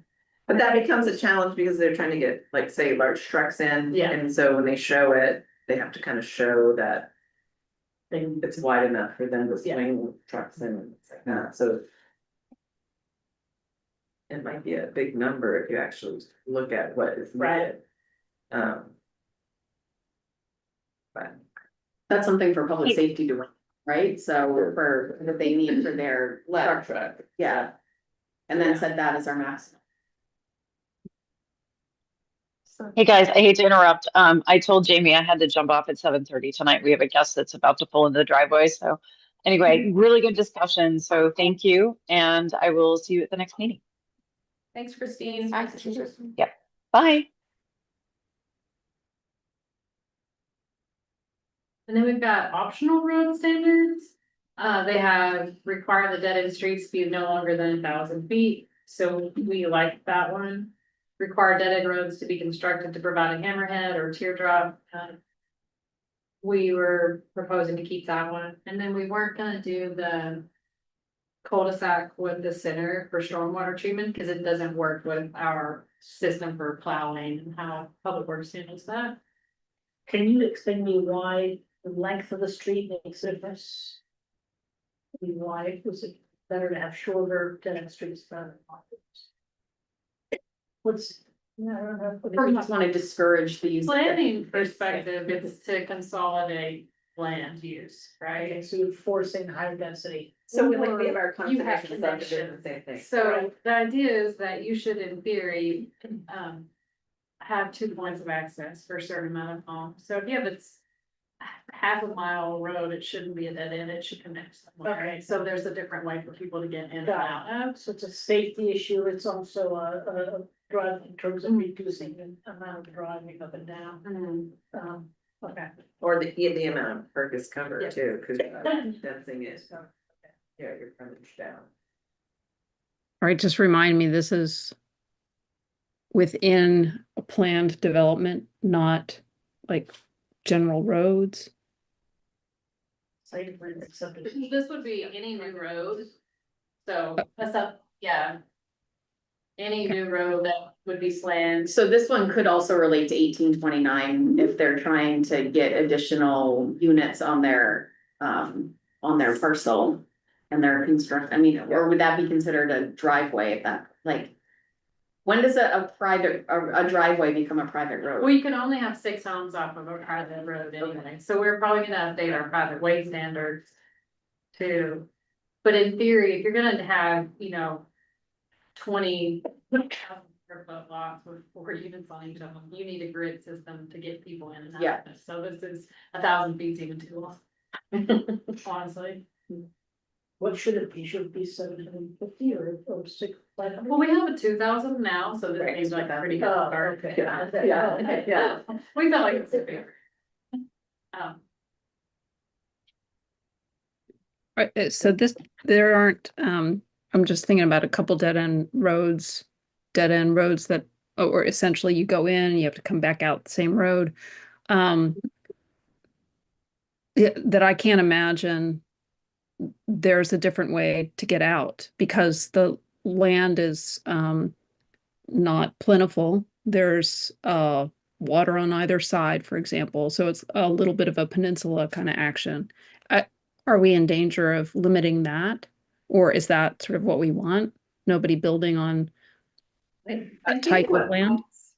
I think it's kind of what we want. I think we've seen is that, well, you just look at our aerial map of Scarborough and west of the turnpike is all little dead end cul-de-sacs. That's all it is. And it's basically a developer went in and did the easiest part, which is the little dead end, and didn't do the hard part, which was making that connection through. And there's a lot of subdivisions that butt up against each other that could have been connected. And I understand that there's more permitting, more development, more say to make those connections, but it almost looks like. I don't know, one of us. Yeah, got it. Thank you. To develop, you know what I mean? And so we've allowed that to happen and that pattern of development to happen, which is very unfortunate, because now. Well, yeah, and now with 1829 and being able to do much smaller lots, we're gonna have to change our requirements to require a stub out into your adjacent properties. So Yeah. yeah, if you don't develop it, you're at least putting your 50-foot stub out to it, and when they come in and develop it, there's a road. I mean, that's how you have to develop this. Right, rather than encouraging Yeah. what we've been doing for a pattern. Right, Is all those dead ends. Yeah. Now we're adding more people The into dead the ends, dead ends. just for the antithesis, I live on one, but then they're the antithesis of transportation and connectivity, and they just create all sorts of. Yeah, that's part of the congestion challenge in Scarborough, is there's very few routes to get. Right, places. there's only It's not one or dead two ends. ways to get. Okay, so this, so tries to go some way forward, so happens of that. You do that. Let's see, then we've got parking. And so parking has minimized the number of proposed parking spaces. And then, optional parking standards. We've been talking about parking maximums for a bit. We've updated some of our parking standards over the last few years, but we still have some more work to do. And then shared parking, we already have. Travel aisles. This is what, we have 24, but 22 feet's pretty narrow for public safety for a fire truck. But they can use it if they can get in and out, and there's somewhere to turn. 22? But They're not turning. if they're not turning, right, they're just going Straight straight, but there's through. another way to get out. As long as we don't hear from them, they Yeah. need a Yeah. smaller fire So truck. that's And one of their yeah. arguments was, I need a smaller fire truck, because the There you roads go. are smaller now. Oh, my Okay. gosh. Seriously. So that's one we have concern with public safety. And then garages under buildings where appropriate, that can be, you can do that now, optional. And then this one was interesting, incorporating a maximum commercial parking space of 9 by 19. Parking spaces are typically 9 by 18. Right. But Trader yeah. Joe's is more like 6 by 12. Do what? Trader Joe's, that's what they're talking Oh, about. yeah. Well, I mean, you don't even have to go to Portland to find really bad parking lots. You can do it right here in town. It's like, how do you even fit your car in? So I don't know, like, is this an opportunity for us to say you can't have a parking space that is less than whatever the width is?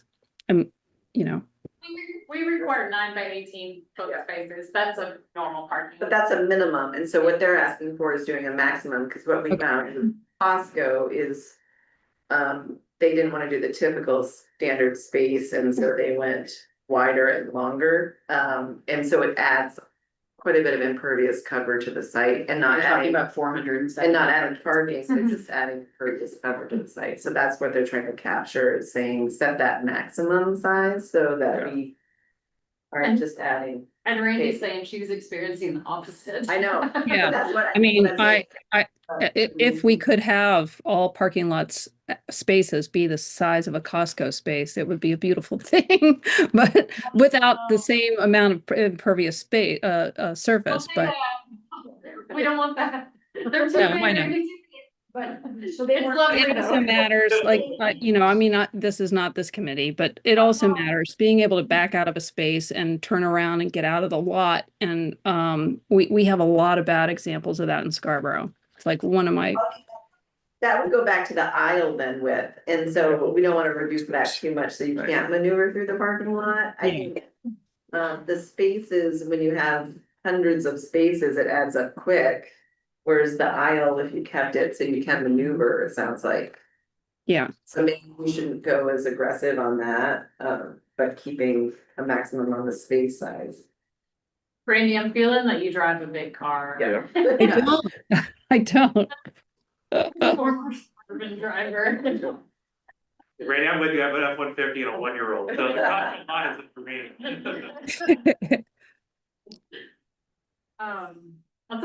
That's the first thing I did when I moved up here. I was like, I'm getting a compact SUV, I can go to the beach, I can do U-turn, Yeah. I can do all the things. And then we've got minimize the effect of impervious area. So there's a lot of like stormwater words here. Any comments? Basically, any runoff that comes off impervious area needs to be treated. You must take care of your own stuff. And then minimize soil compaction. So this one is really about, That's the kind of site like, plan, like marking out limits of disturbance. yeah, during development, where equipment goes, how much area is open. Or if you're, yeah, so they like compound material, which is maybe part of the development area that's compacting soil, and then what do you do with it, once it's compacted, to make sure that that gets kind of Reestablished, so it can be revegetated. Yeah. And so that's where I get into soil testing or other requirements that we might wanna look at. I had looked at something that, in agriculture, they look at the compaction, so it's something called a. So something penetrometer, it just looks at the pounds per square inch for Yeah. soil type, you could say it has to be below average of that compaction or something. I just suggested that, but I don't know if that's realistic or not, it's just it's a common way to measure soil compaction. Would the testing come before or after or both? Right, because I think they're talking about amendments as well, like, are Yeah, you I looking feel just like for that- compaction? Or even like That the testing chemistry? would come around like CO, because it's after the site's been developed, so it would be upon before issuance of the CO, they need to show. Who's gonna review that? Right. I know. Forester, not arborist. They could do test, it's all testing on the sites, like I see like silt testing and compaction testing of the roadways, things like that, it's just one more thing that you could have, an outside entity that is testing it for them and they just provide us the documentation. But we wouldn't do that. No, we wouldn't do it ourselves, I'm saying we would require Yeah. the developer to provide that documentation to us. Yeah, maybe, but just for subdivisions. Yes, yeah. Yes, yeah. Okay. Thanks. Then we've got encourage runoff retention and then maximize landscaping that encourages runoff retention. So we've got this already, just, Everything goes through a vegetated buffer. Yeah. That's what they want.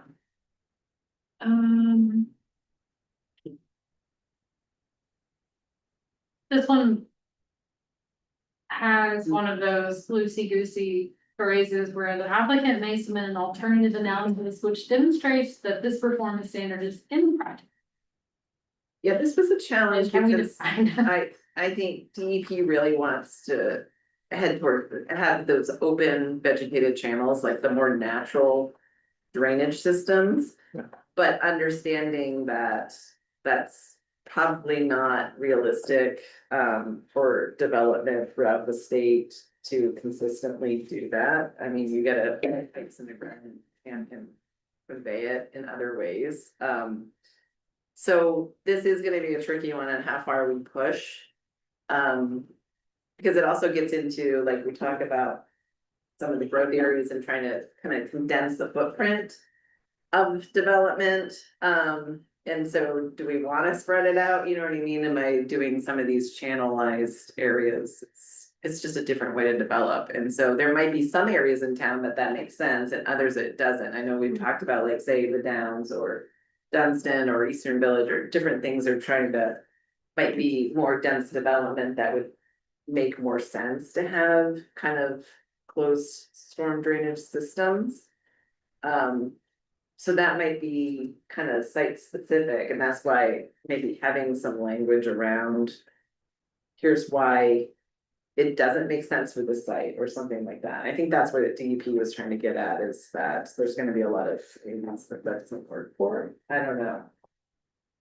I mean, I like the idea of it being attached to a specific zoning kind of. Yeah. That feels like then that is a process that makes sense. Okay. As, Yeah. I mean, to me. Is that narrative, is that what that narrative goes through third party review, or is that just at the discretion of? Or is that additional workload for you? Yes. All of this is All the additional. Mhm. Yeah, anytime they submit a narrative, that's additional workload for staff and for our third party reviewers. Right, and then it becomes, like I said, anything that's not a number quantifiable, like Right, it's, it's okay, judgment you call. meant it or you didn't. That's where the planning board comes in, right? So they can hear comments from the public, or they can weigh in, I guess, is where that kind of subjective measure comes in to our Practicality. right? I mean, we can have our recommendations from staff. But it will have a third party review for that one, okay. Yeah, that's just like, that's one that in a void, I would struggle to review that narrative and be like, did you mean, like, I mean. I think there would be a Third recommendation. party reviewer would have a harder time, they're just engineer consultants. Sure. So they're doing the same narrative for another town, so I'm saying it's more probably from internal staff to say, well, I think you guys can do better. Okay. You know what I mean, which we do, it's like, Yeah. okay, it's really I try to do the straight face test, and I'm like, well. I think you can do a little more, and so we kind of push that a little bit, and then it comes down to. We push as far as we can, and then it's up to the planning board and whether or not they support that or want more, or say. No, the developer, I think, is doing all they can, right, so. I like Kathleen's idea though about zoning and growth Yeah, areas, I if that makes sense. 'cause Yes, yeah. Where we have high density zoning, we're not Yes. gonna have swales and ditches, it's Right. not gonna work. Or they at least have to do a more, they do at least still the narrative, but it's a little easier to kind of Right, say, okay, here's why. Yeah. But maybe those we can areas. put some other standards Yeah. in, so we get something else in Yeah. place, you know, we're not just giving it up. We- Right, that's what I was gonna That's what say, I'm we have talked a thinking. lot about that, like if we're gonna let. Them meet a different standard here, they have to put other measures in place elsewhere. Like save additional trees or something.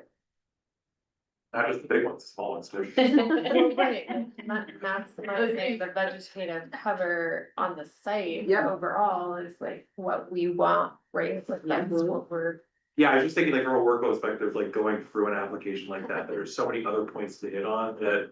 As just thinking about like, what's the checklist in my head, the questions I want to prioritize and ask, you know, Heather, right, so. Yeah.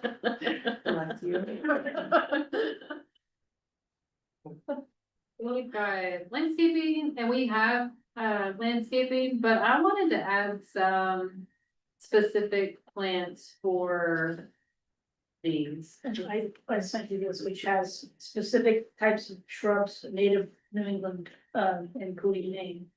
For steep slopes, for pavement edging, for Okay. water's edging. Yeah, so I scanned and I sent you the PDF Awesome. of that, but if you wanna borrow it, you can. Okay, So, perfect. yeah. Yeah, cause I think we should list those out, cause we just have to. Yeah, it shows ones that are really good Right. along pavements. Okay. Because they can tolerate salt, they can tolerate, drought, they can tolerate compaction. Others that are That's just for great. holding on to, soil and steep slopes, so that's on that PDF. Okay, great, thank you. That's something we wanna do with the tree board too, is further define like all the trees and everything that should be in certain places, so we can have 6 trees per se that are appropriate for street trees. Cause we get that question all the time, and if I give you a choice, they're just gonna buy the cheapest, Right. easiest one Yeah. to find. Or maples. And yeah, it'd be nice to have that further defined. That's on the do not plant list. What is? Norway maples. Yeah, we don't allow those, we've already got that one taken care And then we've got stormwater quality treatment and retention measures. There's a little bit about salt or snow storage we wanna add. This one requires a little bit more thinking, I think. Yeah, so, this kind of gets at kind of treating at the source a little bit too, so that as you're treating stormwater. You don't have, say, a 1 acre wet pond that everything all drains to, it's really not. It goes back to kind of like the natural hydrology of the land and trying to mimic that when you're developing. So we're trying to capture around some maximum, so you're not, like I said, sending water completely across the site that. Isn't what it is existing, right? So it's kind of trying to break that up and trying to get that integrated into the ground as soon as possible. So we're saying that.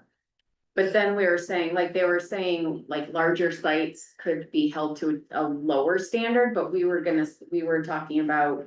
Doing additional requirements if that's the case. Yeah. So to offset the fact that maybe they can have like 3 acres of impervious be treated by one system, but they need to do some other things on the site. Cause some of these that came, yeah, this is one of the standards from DEP that came out in one of the conversations around our statewide stormwater law. And actually, one of the examples that came up is the FedEx site in Scarborough is like, well, you can't do that on these industrial sites that are this large. And I think what we're saying is you can, you just have to not think in that same mindset of this is cookie cutter, this is what we do.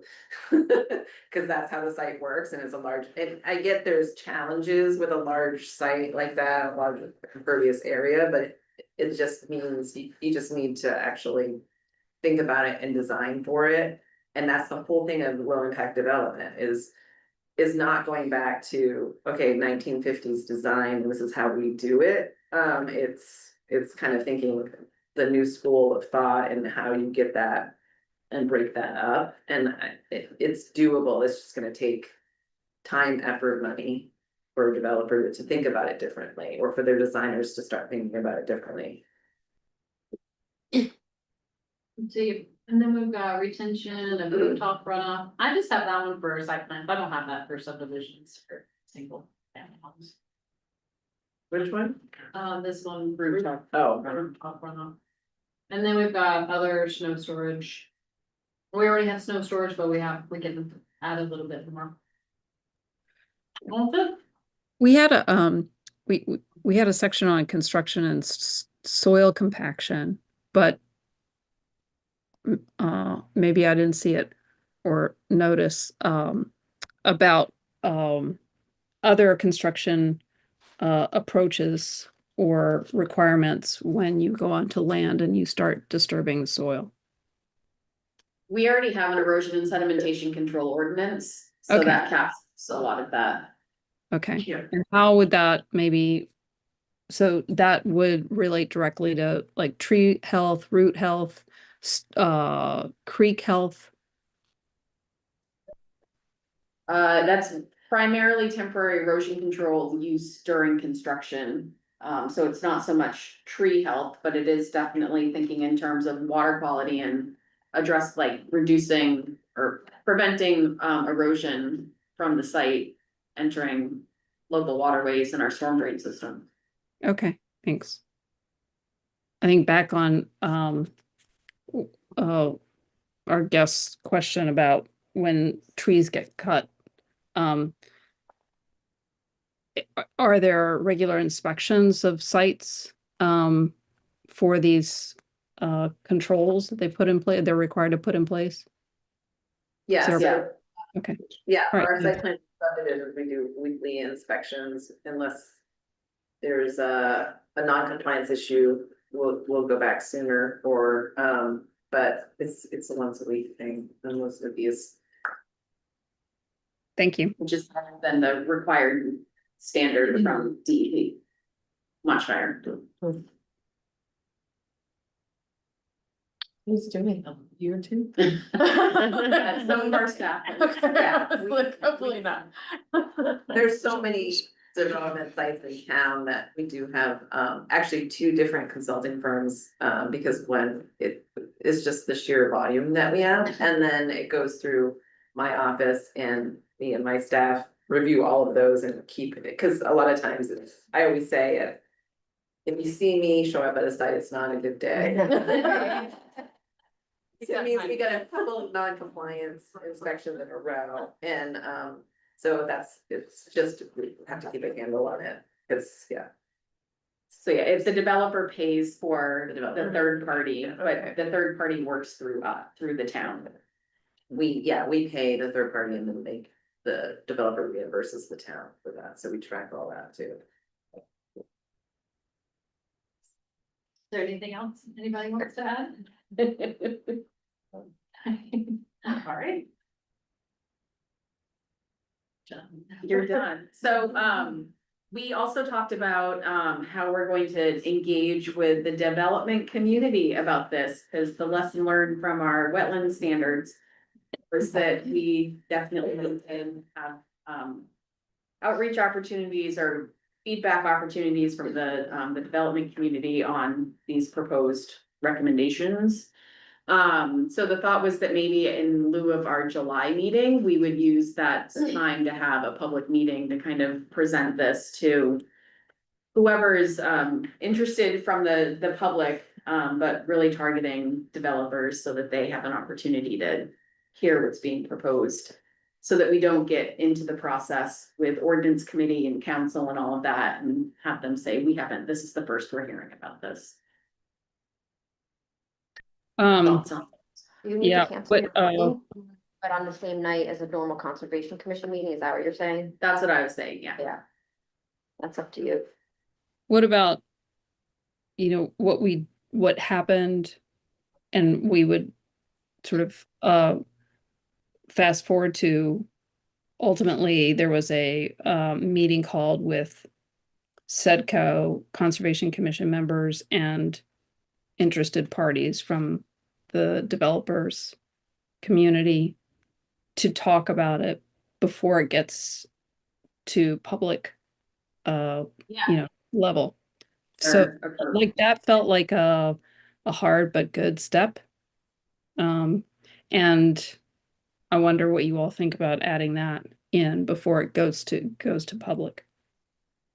So maybe reconvening the group of like design, like engineers, and other kind of I guess we didn't have an actual developer in the room, but we had engineers that work with developers in the room when we were talking about the wetland setback, so that was kind of a first level.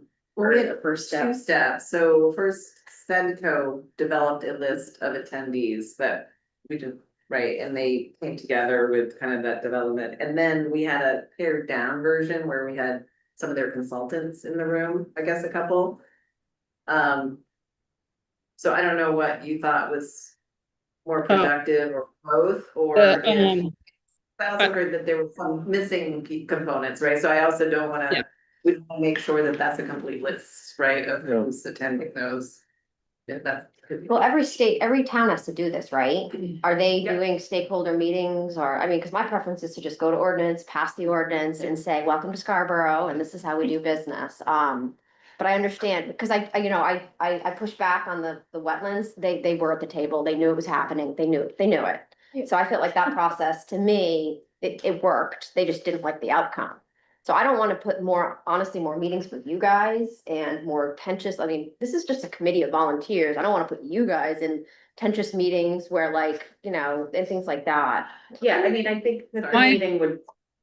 My perspective was the Conservation Commission convening the meeting, like you guys would definitely have a seat at the table, but it would be like staff would be leading the process. So my what I remember and what was challenging for the process as it came about was, as I understand it, and I may not understand it clearly, SEDCO convened a meeting and town council members attended that meeting and no conservation commissioners knew about it until afterwards. I didn't know about it. Since this is a state mandate and we are doing it, and you all are an advisory group, just for us, we have to do these things, so you could say you didn't like it, and we'd still have to do it. Would it be appropriate just for us to have a public meeting? That's And what it's not a conservation commission meeting, and you all we were picking a day because we have meetings a lot of the days. So Where we know you're we're available. picking a- Yeah, we know you're available and you can attend. So it wouldn't even be like a conservation commission public meeting. It is just Workshop. LID. public LID, meeting. public meeting workshop. So I think we have to check the box for Just sure. make sure Right. the And then- stakeholders are and- available. Okay. And yeah, and the three of us are going through it all anyway.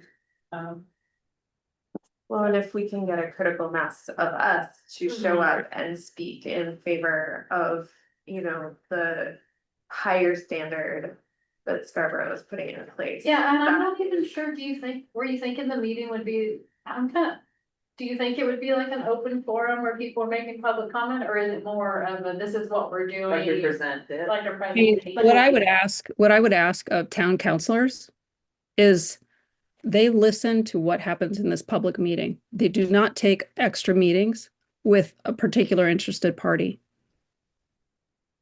That they look to their committees for input, but not meet separately, essentially privately with interested parties on an issue. Wait until the public meeting.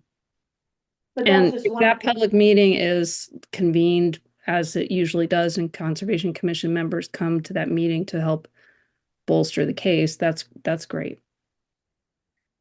I want to say, though, that there are some of the standards in here we talked about, like we started talking about private ways and other things, that it's not just large developers, it's someone splitting their lot for their child to build a house next door, and so they're extending private ways and things like that. So there is impacts to people that own property and say, okay, I had a plan for my children and I can't extend more than 1,000 feet, right? So there is impacts to others. I just want to point that out. It's probably more impactful to probably large development, I will say that, but it doesn't mean there isn't any impact to anybody else.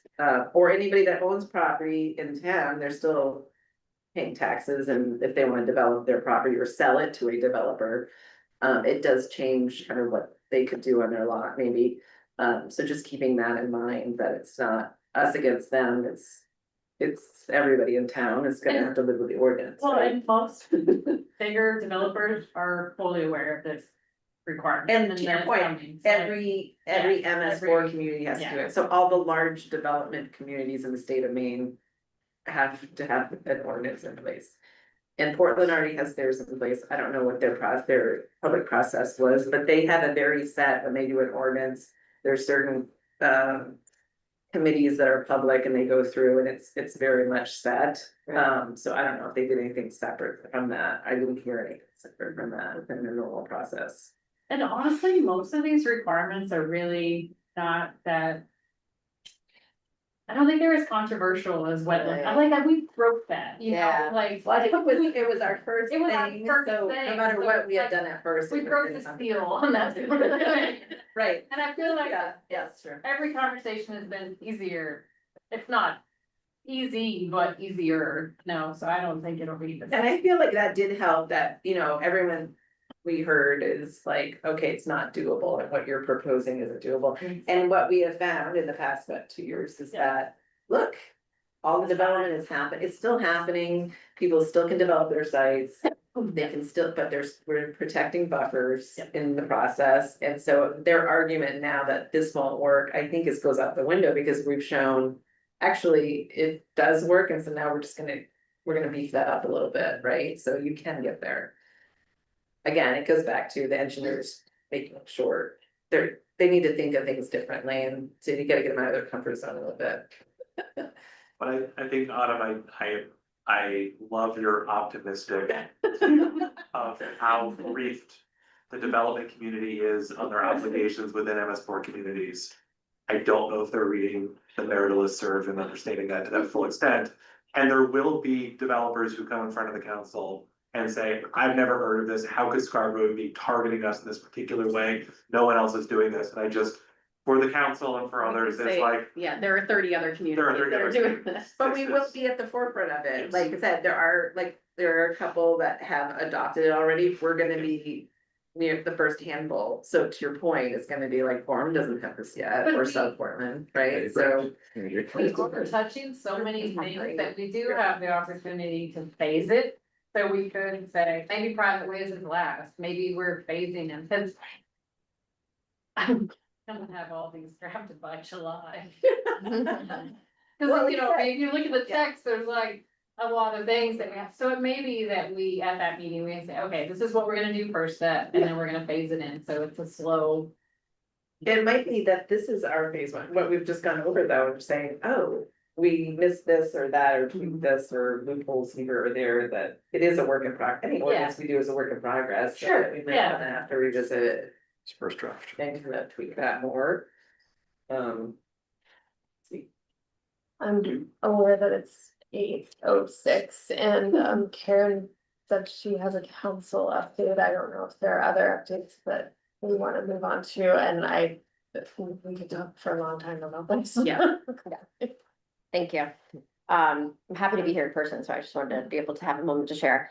First, I don't want to dive into it, but my question was if 17 Broad Turn Road ever came to the Conservation Commission, because I remember Will bringing up your concerns over it being next to an impaired stream, and I don't remember that property coming here. I don't need an answer now, but I wanted to like verbalize it because I watched planning board meetings and like. You on there? And that was one of the big concerns that came out of there, so maybe next meeting, we can maybe talk about that. Was that the Burnham development? When was that? The page time development? The 17 Broad Turn. Waiting for, Yeah, that one. I was just curious if it came before the Conservation Commission, No. because I don't know how you feel, Will, but I felt like maybe there could have been feedback for that property. Yeah, we haven't had any. It's done, it's developed, it's next to an impaired urban stream. So I don't know if there's anything the commission could have done. But those are the type of things where I'm like, man, I would have loved to have more people showing up at that meeting with feedback.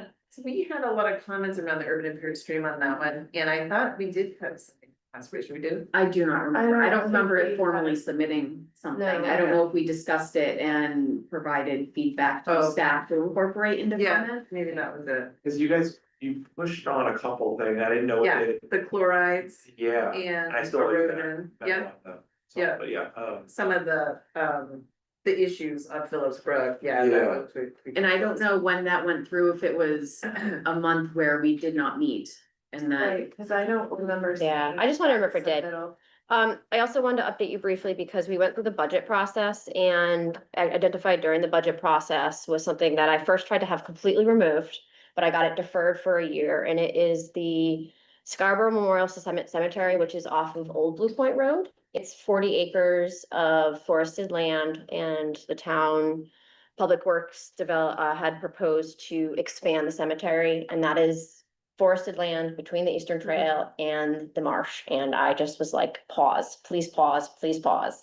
And I think one of the reasons I was able to pause it was I was like, can we have a conversation maybe with the Conservation Commission about what to do with 40 acres of forested land where I would love to conserve it, about maybe there's somewhere else in town where we could identify to have a cemetery safely that wouldn't impact wetlands.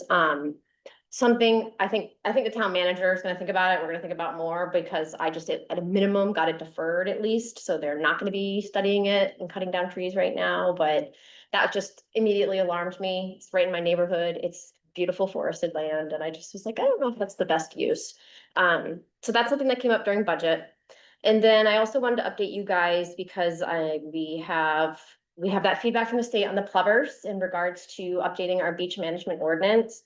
And I would say since we had our workshop, it's been pretty much crickets, despite my want to change things. I can tell you that tomorrow, I know the town manager is meeting with someone from the state. But I will just tell you, I mean, we had a recommendation to follow what was already recommended to us. So we could follow it. But I will tell you, there is not a desire within the council to follow it. We have paid an attorney to get an opinion as to how to maybe not follow it. So that's your taxpayer money. And now the most recent feedback I've received from other leadership on council is we're trying to explore ways to protect the plovers, but not change the ordinance. That's So what I heard it. this is not a great update. Not a great update for Scarborough, not a great update for plovers. I will tell you guys, the dog group is loud, and I think good for them, and I think they're trying to preserve their rights, but I think the plovers, there's so many volunteers, and we're not hearing from them. I mean, they showed up to the workshop and they didn't speak. So it's great, they did, so I think we need a lot more. because I will tell you, I mean, in one breath, council's like I said, you know, we get a lot of emails and we consider those emails and then they don't. Where I think I want to update you guys because I'm not very happy. I don't know what's gonna come of that meeting, but I mean, the fact that there really isn't a desire to, you know, comply. I also do have real concerns about if we don't comply, then who's in control? The state is, and they might do whatever they want to do if we don't kind of work with them. I'll have a better update. Are you going to the meeting tomorrow? Yeah, we'll have a better update after the meeting, but I just think generally, I think I'm not gonna let the subject go. Either way, I mean, we have to update our beach management agreement, and I think it's gonna be up to the state. Either we're gonna play ball or they're gonna have to do it for us. But I'm hoping once we get a little bit farther down the road, we can get more engagement from people and their kind of opinions on it, because I think you've kind of seen what's been going on. Thank you. Our first nest hatched on Higgins yesterday, Mm, so if anyone yay. wants to go see adorable clever chicks, there are some out there. Right? Yes. Can I add something, just, cause, about the, well, formerly called the Gorham bypass, and I know there was a lot of environmental and sensitive areas in Red Brook was part of that, so I'm putting out this, there is now a new, group form, DOT is now studying it, and it's called Portland West, so they have a website, I was gonna have Jamie send it out to this group, there's a survey. And they're looking for public feedback around that, and so it'd be interesting where you guys have that kind of environmental background to kind of do that survey or provide public feedback around as they're trying to formulate options and alternatives to how to deal with congestion out in North Scarborough, so. Just give you a quick update, Sustainability Committee is going to write a memo to council supporting the moratorium on data centers and offer their kind of manpower, I guess, to do some research and educate themselves to help inform the kind of zoning ordinance revamp to address potential data centers that might be coming to Scarborough. Bam. Public comment? Ban them. Maybe, I think that's probably what they would like to see, but also thinking in broader terms than data centers, thinking of it more in terms of high input users, so that we're not kind of pigeonholing ourselves into one specific use. And because we can't predict what might be coming down the pike yet or later. And then another plug for the Sustaining Scarborough Climate Action Plan, there's a link in the agenda, please take the third quick poll. It is out now. We'll have more of an update later, but it's late. And the last meeting of the climate action. June 11th, the advisory group. Yep. And our next meeting is June 25th. Thanks all. Thank you. Thank you. Thanks, Have a great everybody. night all.